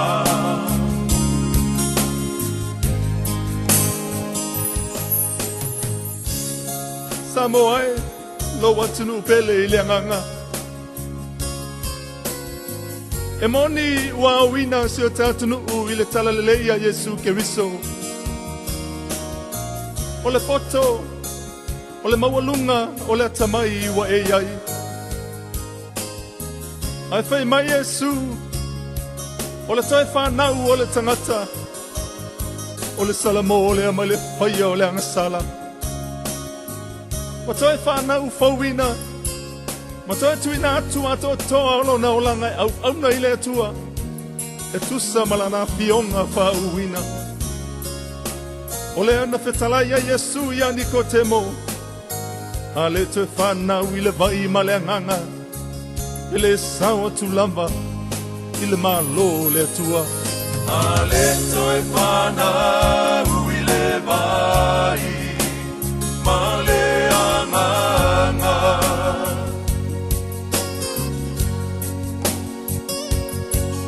E le sawa tu se tasi, le malo le atua.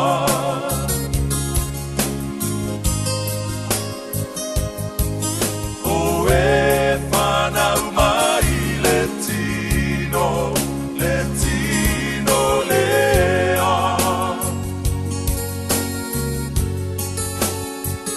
A o e whanau mai le anganga, o le anganga lea. A o e whanau mai le anganga, o le anganga lea.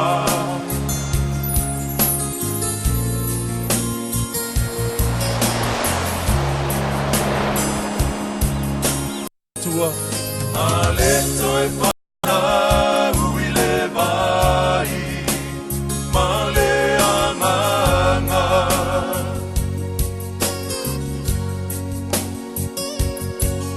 E le sawa tu se tasi, le malo le atua.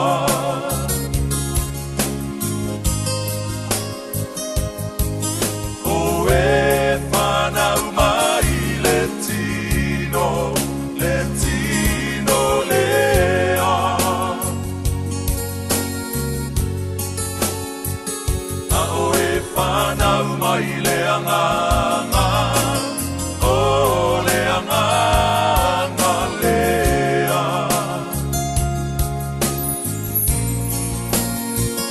A o e whanau mai le anganga, o le anganga lea.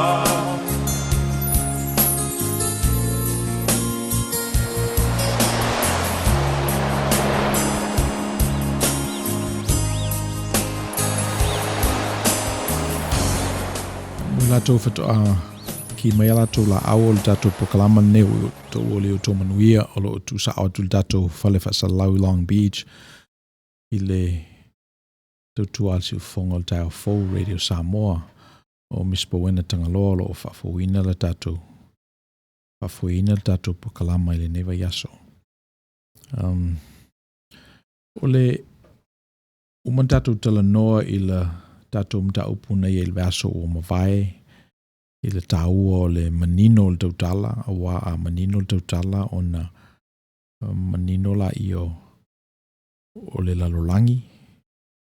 Ia an tatou talanoa la i le Bible study le baptisoina o Yesu Keriso e Ioane le baptiso ma le taua fo i o le tilo i mea e le i tele tilo i e mua. Ia a le mta upula le neva yaso o whamtaleina e whapea whasavali le maile. Whasavali le maile. Whaifuina whasavali le tai whau. Salapo ua sfuru lua sfuru toru tausanga taluai. Elo matou tua o I sa sosani mai afo I the food ministry. Mi umalava e tu fai mea ai pe fafanga fo ia tangata. Ilo matou nuu e sawasi fafinele o sonia e sosani mai e faile mea ai. Nei la lato maile whanau la matoloa I ia le ila lato maile ia ole ei nei se me ave iai. Ia ona whamaila ia pe mwhai ona mais mato maile. Ia ona whatule te maiti oe. Men mato maile na mai ala le maile. O le ata na Vera. Ia o le ata o maki la le ngole o le maile. So e no whalai tonu le fale e yala ia te mi whaelele e fia whaela na wha ausa I tulo. Ia na ou lola ia. Almasani ala te meiti e whasavali dai au te whasavali fo ile fiafi. So e lai ste mi e oi te meiti.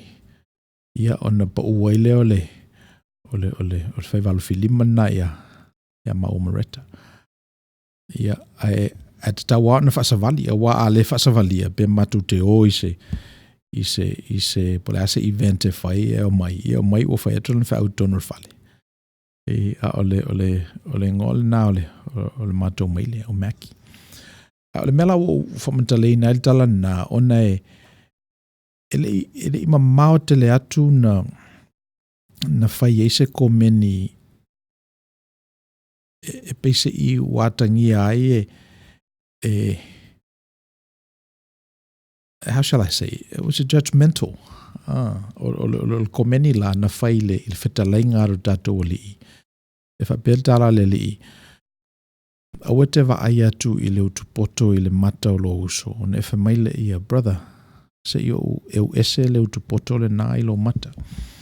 Ai o le whetalai ngā le li'i. A o ele I ese le utupoto I le mata o lo uso. E te tau mua ona ese le utupoto I lo mata. Ona lo ai lea ona ese le utupoto I le mata o lo uso. E pei o le io ese fo I lava le e pei e tu ngā ina wa watu la le soani le na I le yaso o mawai. E pese I na awhai na I fina ngalo nisi. Ona yele manatu e pese I wa judgmental le whaiwhi au pe wa avatu se tala e le nofo le lei. So o le mela o toe swing I ai ma toe au mai e le mele na ilunga. Ona e le whapeina ia how shall I say? E le whapeina le manatu le I Outou Manuia. Ma unofo mawo whawai, o manatu na e tafe mai I le theology o lo whapeina o na whaia le tua o tātou. O le ale le winga. O lo manatu tātou e sasa tātou e le tua pe a le lei tātou. O lo manatu tātou e eise wha masino e le o lava I a te ia o nā lofa I le teimia tasi. It's an old theology. But yet o lape I ale to te leo nisi. Ele I mawase te miawa noa e tanga I to toa I ai pe le ua te tau ea. E tu sa male mea o lo ua iai le ta ngolo langi male sa vali fo I lava wha maoni o le tangata ia I lona soifua malo naola. Awa a whapea ai sa vali wha tasi oe male tua. I switch places urua male tua.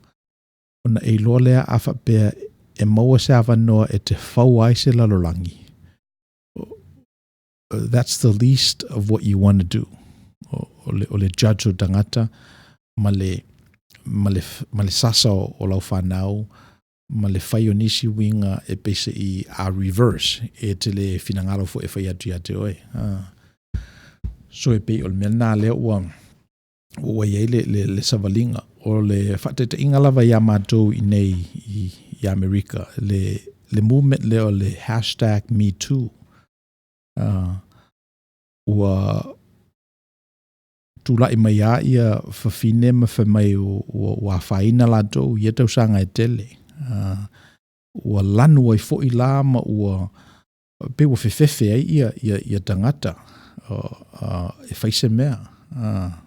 Si se vai pe si se lima. Ona ua tūlai mai le manatu lea, ua tūlai mai le ele se philosophy faux. Ai pese I o se manifestation o se philosophy tuai. O le al philosophy tuai lea o everyone is equal. E tutusa tangata uma. Ele whaailonga tangata le tua. E oso le lao le tua I le tangata ami o leanga, mali tangata ami o tonu.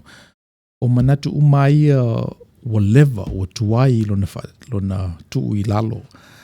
Ai pe e fausi na manifestation lea lo embody le hashtag #MeToo movement po le Time's Up movement. Ua si ia le tulanga o whawhine, ma tina, ma wamata ona tilo le tamatane. Pele o iai e se isi la sanga e mawhai ona whai e ia. Ina ia tuu whalofani ia manifestations ia lua, ese. I lalo whamaluale tasi. That all men are created equal. All women are created equal. Everyone is equal. So, o mela nā leo o tupu nei. So, o umi laltala, ona e pese I o lautua le theology le nā. Le theology lea o le tua mamao, o le tua to asa. A tātou tudia lava le kenese o le tua le nā, ma le theology le nā. Tātou te oa I e tena. A mata mai e ia. A tātou wa aia I le talama le tātou kanona whamai sa wheoa I le tua whatasi mal tangata. Sa miliu whatasi le mauli o le tua mal mauli o le tangata. In fact, sa whau le tua le tangata I lona lava whatusa. So, e whapenale winga o le tua na iai I le amatanga. Ona ua o ia le tua le vā, e tangata le vā, ona ua usurp e le tangata ia lona tua oima le tua. Yo le nāpese I na pa mai e le tangata le amatanga. So, o le tele alao e kalesia maisi theologies, o lo o whaavai lava I lunga I le original sin. O le mele o iei nei le sava vali al tangata. A mese ia le Western civilization, malana sa vali. Pale whengai fo I maisi whatuatuanga. Pese I o le lifa le manatu o tangata I le original blessing. O le original sin e pele o se amatanga le nā o le fawina le atua o le tangata malona pale whengai mal tangata. O le original blessing. O inana amata I le tala o le tātou. Whatutuanga, fausanga, tupuanga, mara tātou pale whengai male tua. So, e pe o le manatu la o le Outou Manuia. Le o le Manuia ia o le mena amatai tātou I le amatanga. Mai o manatu fo e whata I tai atu I nei, le nei malai. E le o le winga ina ia judge ia isi, whamasino isi, wai ina watu le mena I ona whamasino mai la ia ona o manatu role tauan toe ona toe circle back la tātou porokalama ina I tamu whai e toe whapurupula le titia I le winga moni o mena. So, whai lal fesili, a whapela wale o toe whapeaina ona whai. A whapela le o toe judgmental le tua. How then should we come to know God? How should we discern God's will if God is not a judge? So, o le fisili nā leo o tūlai mai o ai. O le fisili nā e tauna tali. O le fisili nā e tauna tali.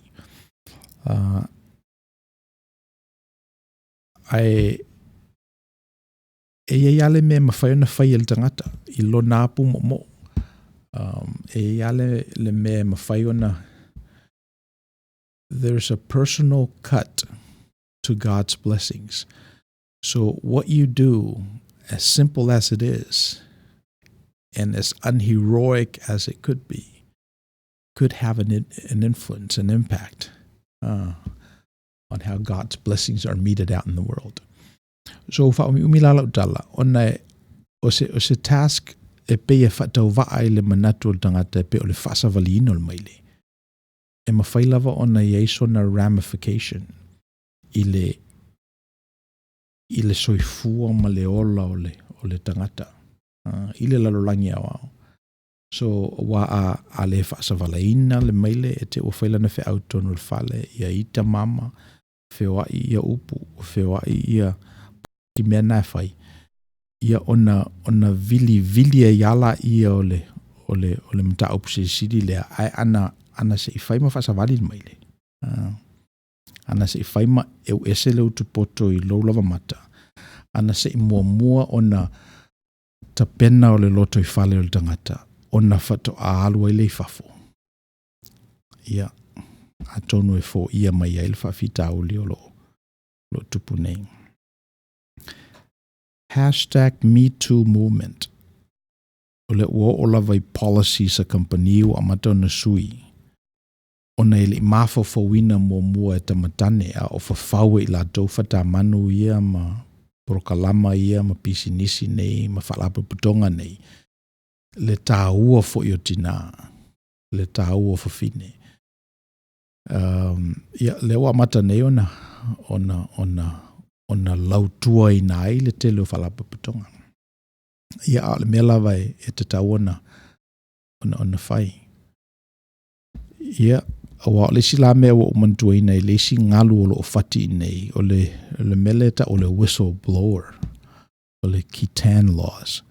E fau nei fo I lava ia le manatu na o le almanatu o le manatu e mawhai e se tangata e to otasi o lo o I tonu o se whalapu putonga ona avea lona malama o le ami o tonu e whaima mea e whaanga e tiai o ia e whaasoa atu se mea o lo leanga I le company o lo ngalue ai. Whistleblower. Sa tele alai na tau tangata na I company mo mua o amata. Tatu lava ona talepe Edward Snowden I le pavaloto na. Lewa amata ona mata I tua tangata. Mo fe mai la toro te ia whalapu putonga te tele nei. E tāua fo I le role o tangata ia. Tāua le role o tangata ia. Now, it's a newer manifestation le mele tupu nei. O le philosophy ma le manulauti that dates all the way back to Christ. Le philosophy. The philosophy that the individual is sovereign. That one person can make a difference. Na tatou pa'u umaya a tamu e to tasi. O le mele whaolaina fo I tatou e keriso e to tasi. So a tu ulai se whesao. E tāua oe le finangalo le tua. Tāua au le finangalo le tua. Tāua e tatou uma le finangalo le tua. Na ile teimi le tatou prokalama na beina li lifa ia le whaasoa I le manatu le nei e mua na e alofa I ate oe. O na whatoa e loa lea o na alofa I lo tua oe ma e alofa atua I le tua. Sei fu atangata na push back I le na manatu. E le se manatu fau le manatu na e le se manatu fo ina amata e au. Pe o se manatu le na o lo tua ai Western civilization. I lato umalava o lo whaatawa ina le demokrasi. A tosi ni ia group e o lava I le identity o le tangata e to otasi, le tāua o le tangata e to otasi. So e peo nai mea nā o manatu ia I le nei aso. Okay, mai ia risia lilio le vao maoa. I guess she walks her dog every day. Is that what she's saying? I do that every day. I walk my dogs, yes. So the point is that there are certain things that are non-heroic, but they do make a huge impact in the world, at least in your world. Lesi meo te whai pelava I te meite, e whawhewheo na e alu e suile lalolangi when you can't even fix your bed. Work on your bed first. Ave la pisi mai lo potu, ave I whafo. If you can't do that, how are you supposed to change the world? So, ole Outou lao le tātou whaasoanga le neva yaso, whaasawali le maile. Whaasawali le maile. Ole winga o le tala, e iai mea te tauna e whai, te tauna whai. A whiripi fwoi la le tupelna, ona fisida e o a mea e te tauna e whai, e mawhai ona e whai, e te iloa whai, e sui e lalolangi. Ia, e tele mea mawhai ona whai. E ia mea mawhai ona whai te tele e pe o le alu kolisi, whai lau tikiri, a ie whai anai mea na o ea mawhai na whai. A wha peo e te whina ngalo ia tipi lau te paa ia.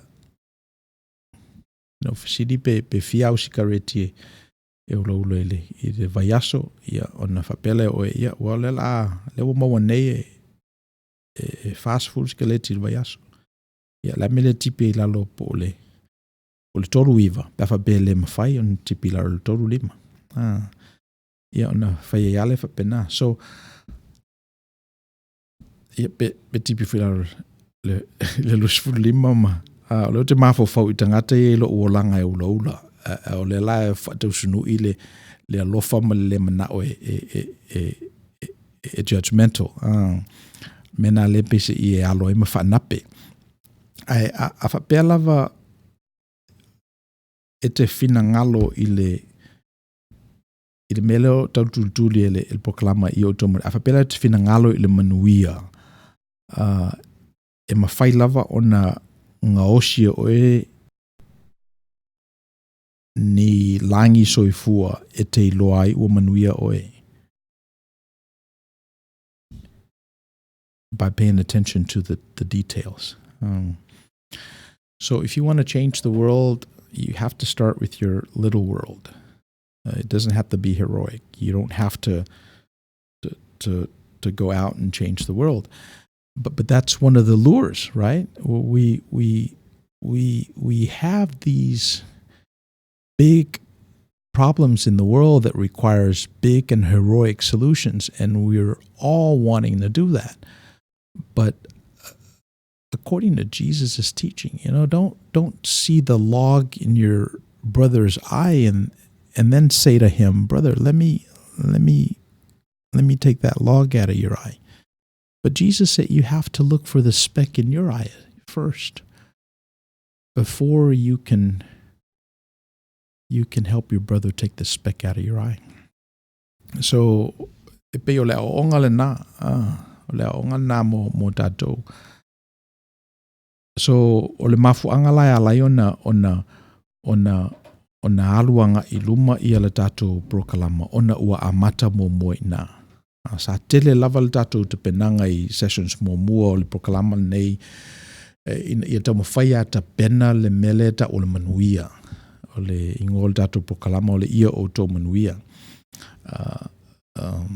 Ese ala le whaamatalaina, ma le whaawingaina tā ua o le Manuia, I le tangata ma le tangata. Wa o le Manuia ina, ia ele o le Manuia atu otoa le nā I nei.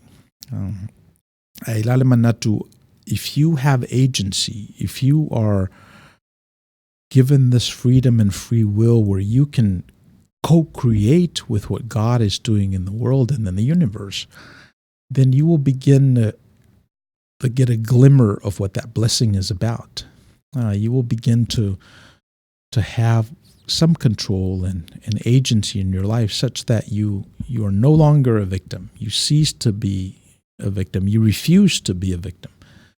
But you're this being in the world that's totally sovereign, that's got a glimmer of what God had in store for us in the very beginning, and that we're operating off of original blessing,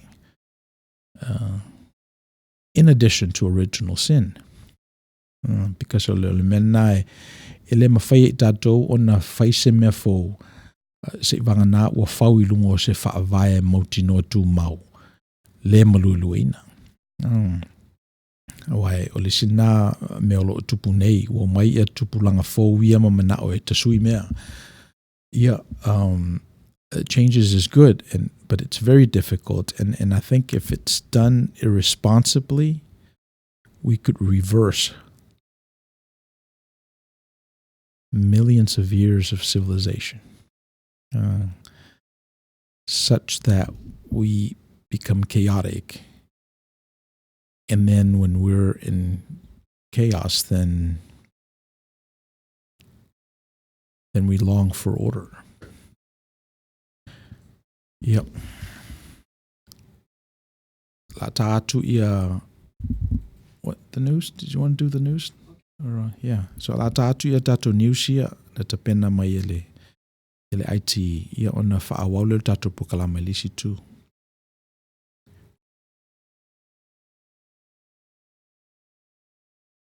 Tā lofa lava, tala I vai whanua, o a tātou tala tomua, e toa ono se furu I la tau na tonga whitia, o le tai au fau I Los Angeles, whale pui pui le leo leo pomona, matala I ta alonga.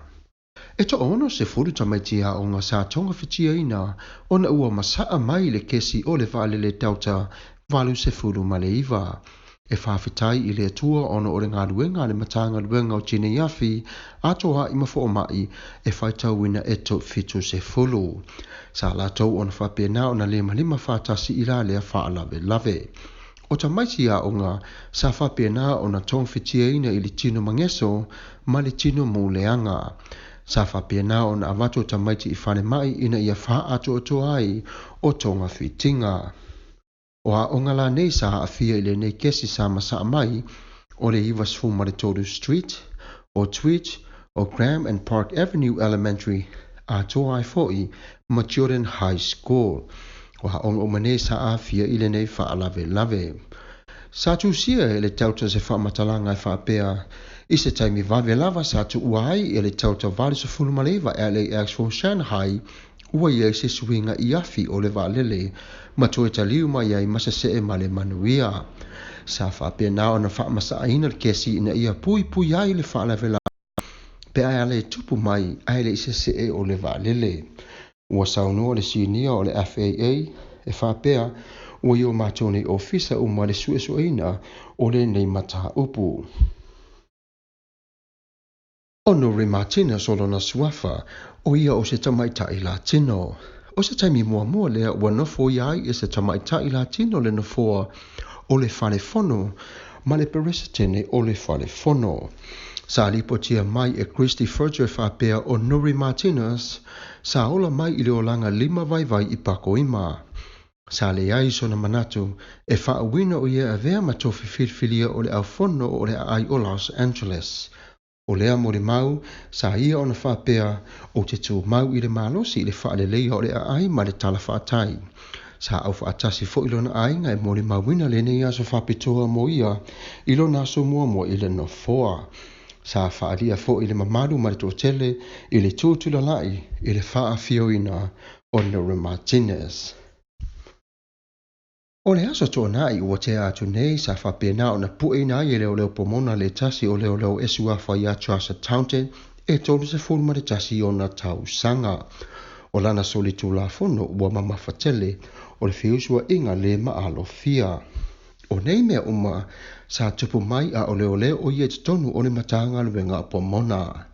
Ua tu ina ato fo I le ofisa o leo sue I to tonu o nisi lava sa a fia I la le a whaale mi ngao. O whapea mai o le lipoti, wa ale ese nei o ia mai le tofi ai au atu ina atu le whaamasinonga e tusi ai maona molianga. O tatu tala i taalonga o le poana nei o le ata alo ai ia Orlando Magic ma Los Angeles Lakers. O lo whapena o na aisili o le Lakers i te tonu lava o le liki o le basketbolo o lo whapena foi o na feiva i lato i aise fulu. O tatu tala nā mai le vai whanua o hau neo Samuelu al popo tuava o matawheo si fufonga o le tai au fo Radio USA soifua.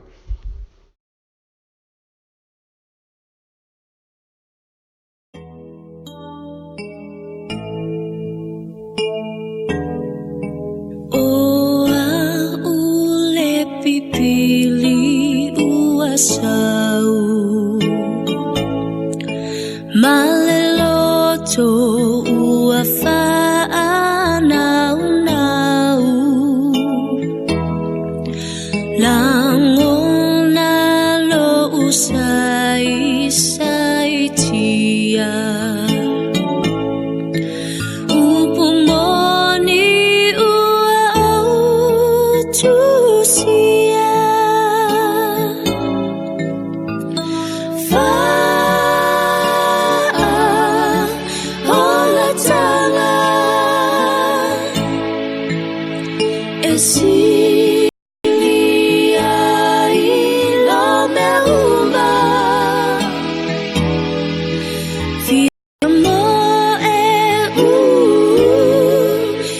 Savali la la la la Fia tu iluma Aele mawhai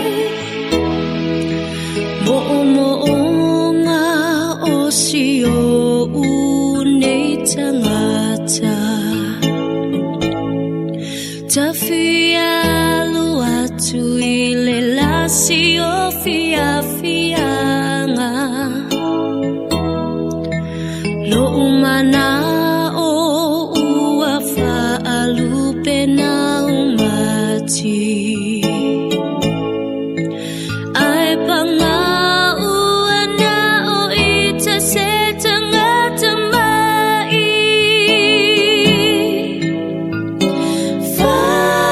Whaa hola tanga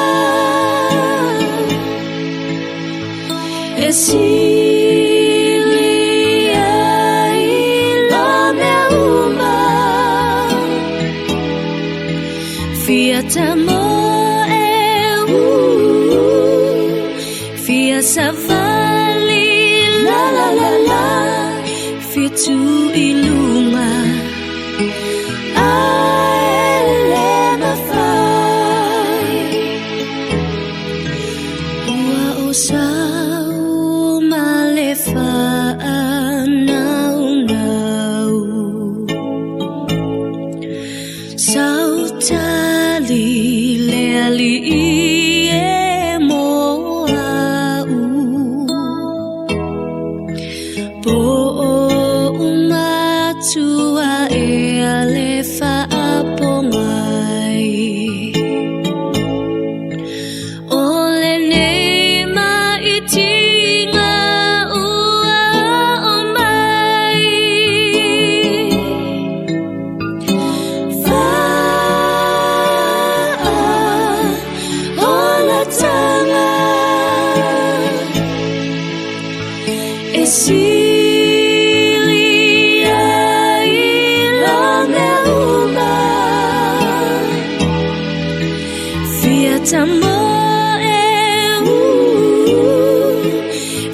Savali la la la la Fia tu iluma Aele mawhai Whaa hola tala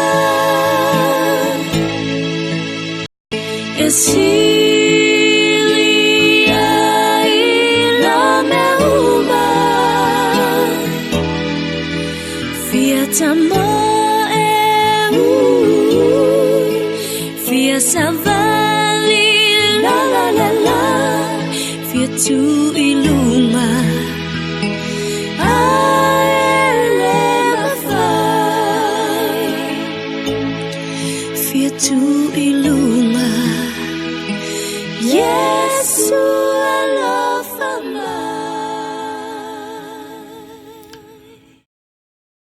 tato pesen na mai le worship center I Tafuna.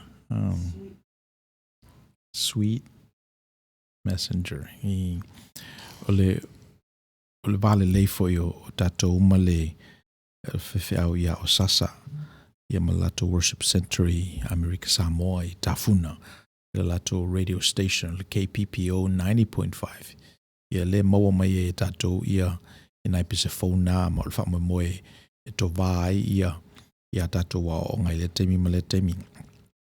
O le vanga mun muri la tato proklama le neva yaso. Ia o nai current events fo I po mea o lo tutupu.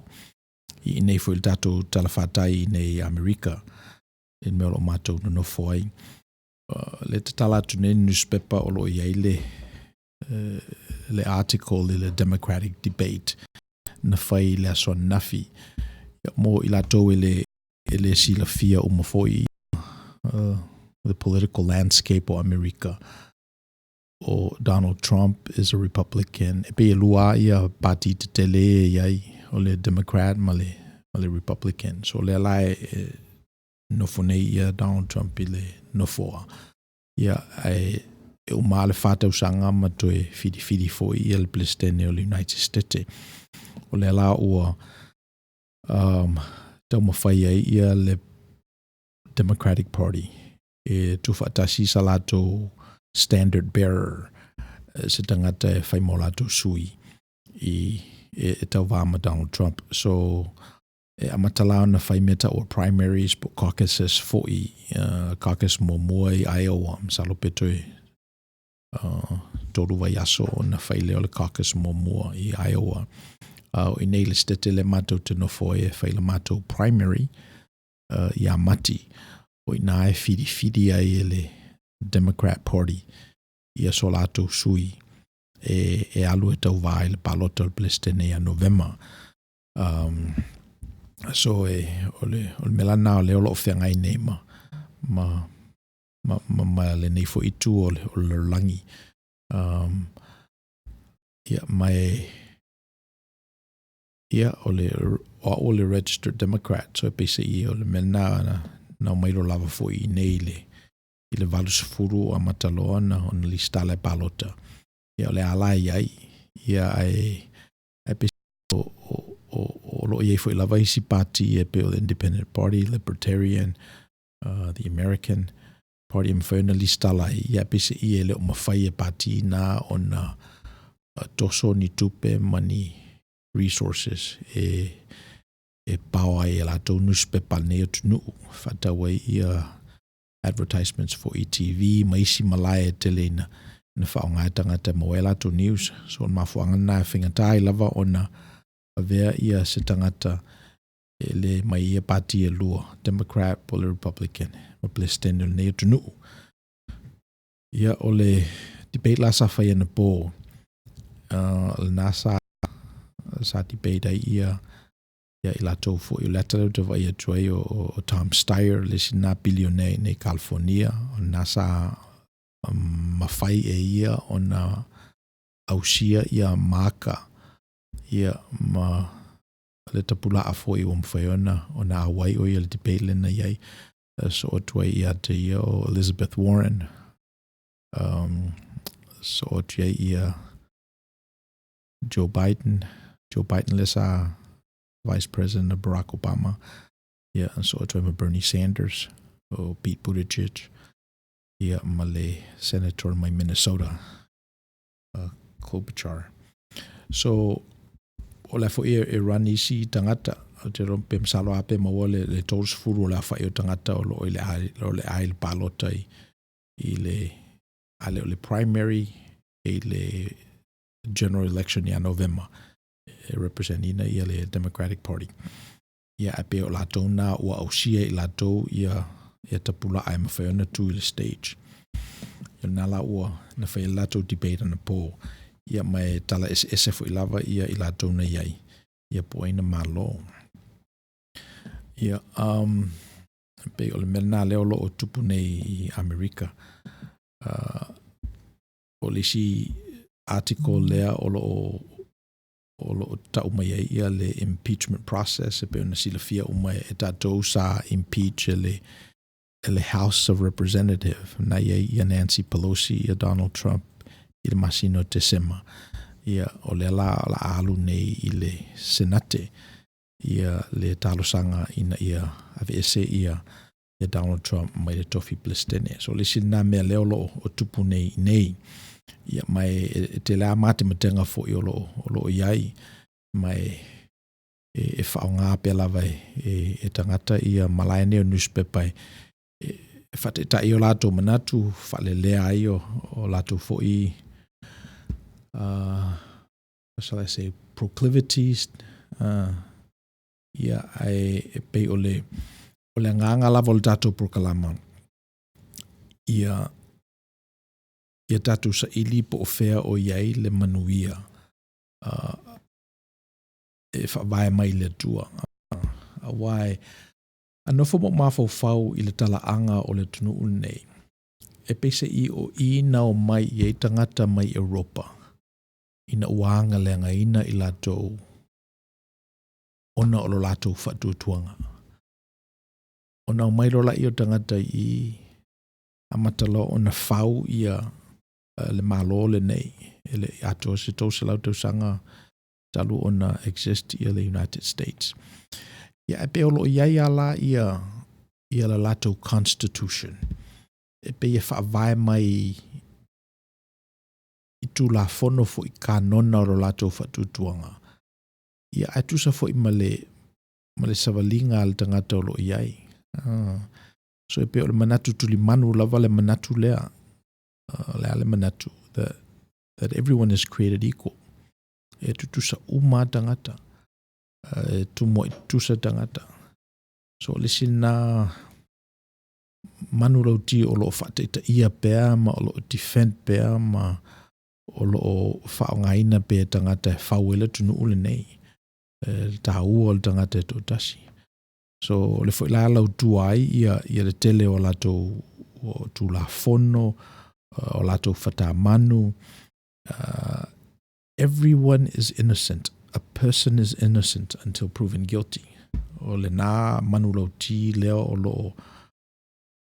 lo afford ile tangata le meta o le due process o mafu angana umie ya o toshi ia ni fai unga fo ipon famsinonga le ne tunu ona ta ua lava le innocence o tangata amatai ia ona tapena atu leo isi me whapipi ia whainai o ia ia befela o ia le impeachment trial there Donald Trump ia le will move forward ia ele o ia se manatu e successful ia le taumwhengal nei ona o le layout ina lava o le political landscape i le Senate e te le atu ia Senator Republicans ia nei lo Senator Democrat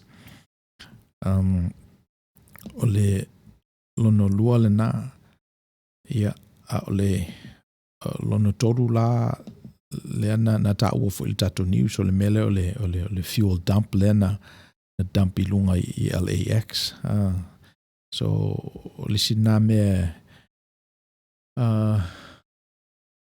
lo ia tu la fono le tunu ule nei a whapea o ia se mesese whapea ona whai ia e tau lava ona ngā lulue mata ngā ruenga ese na ia lave ina le tangata me le sata ua i le tatou news ele walu o wale va lele o lata lo i LAX o va ia tu pese ia whale tonu e te ua whaina ia le va lele ma pase se lo iai ia ta tala lola ia o le fuel a whapa mai ia le fuel jet fuel mai lunga ia nalana pisi mai ale tele o CDs ia na ta ua i le tatou lipoti so le la o lo fa solo pea ia le sa ilinga i lato o lo whengai ma me ia ai ei foi le vaenga le residents ele te tawana ona follow ngungu ina e tangata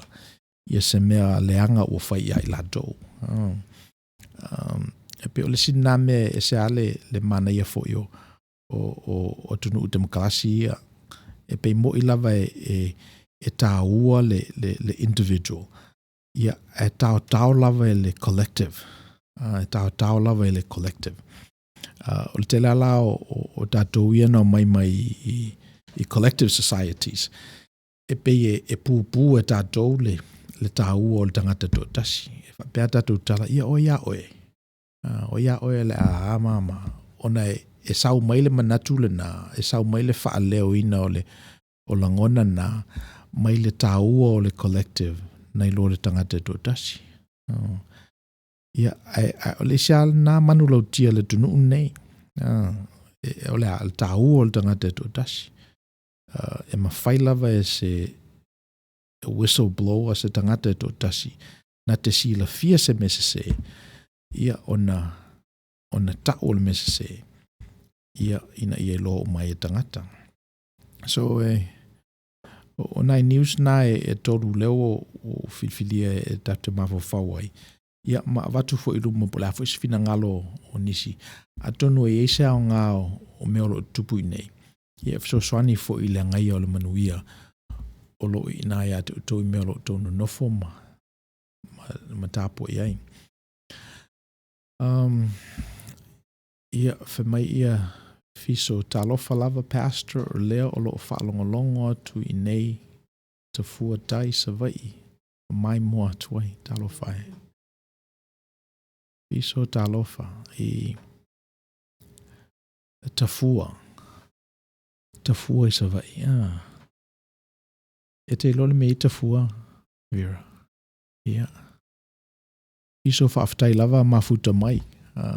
E pe lava le manatu so se mea lava o iai ia tātou. Ia oro ia whut manuia o le tua. So whaaftai fo I whaarongolongo mai. Ia mo wheste mea wano e whaasoa mai e fo I ia le manuia o le tua I nā. Ia o le a.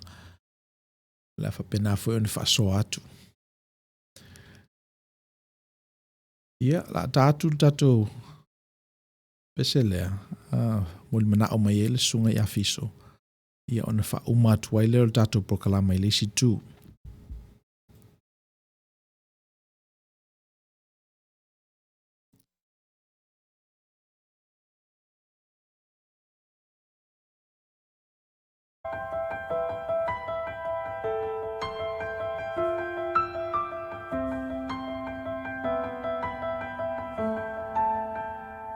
There are days of taking more than I can give, and there are choices that I've made that I wouldn't make again. I've had my share of laughter, of tears and troubled times. This has been the story of my life. I've won and I've lost. I got it right sometimes, but sometimes I did not. Life's been a journey. I've seen joy, I've seen regret. Oh, and you have been my guide through all of it.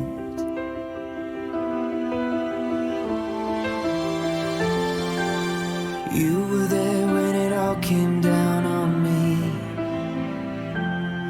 I was blinded by my fear, and I struggled to believe. But in those unclear moments, you were the one keeping me strong. This is how my story's always gone. I've won, and I've lost. I got it right sometimes, but sometimes I did not. Life's been a journey. I've seen joy, I've seen regret. Oh, and you have been my guide through all of it. Through all of it.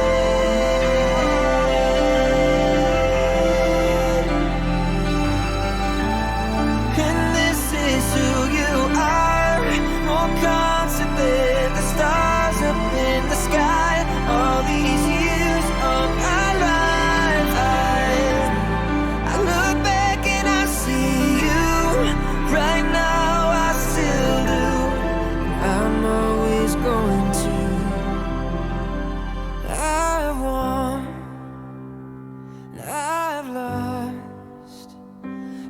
got it right sometimes, but sometimes I did not. Life's been a journey, I've seen joy, I've seen regret. Oh, and you have been my God through all of it. Oh, and you have been my God through all of it. Oh, and you've been my God through all of it.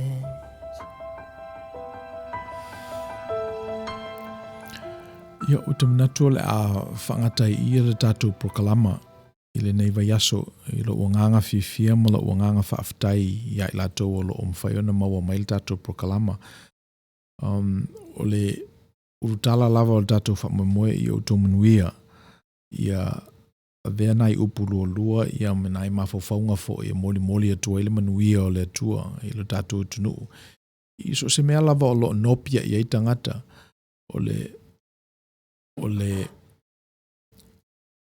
mea alofa lea le nei malae o le mawhai e oe o na ave o lau telefoni ma tilo e mata e le ngata i le nei prokalama ia a prokalama umalava o lo tu whatasia i lungo le nei malae ai mo i lātou la o lo malamalama i le tātou ngana ia le to tele tātou e pe lava le manatu a mo ste mea vanoa e translate ai ma whaasoa atu ai fo i le ngana a tangata lautele ia neito whamanino ina ia maua fo i lātou ia mea lo tātou i loa ia ona whalautele ina ila ia o le lofo le tua i tātou tangata o le siale nei upuni life is tragic le mawhai au na avesea ia le upumoni le na mai te lea tangata e mana o e tu iele lipstick ma whamanongi ma tu ia isi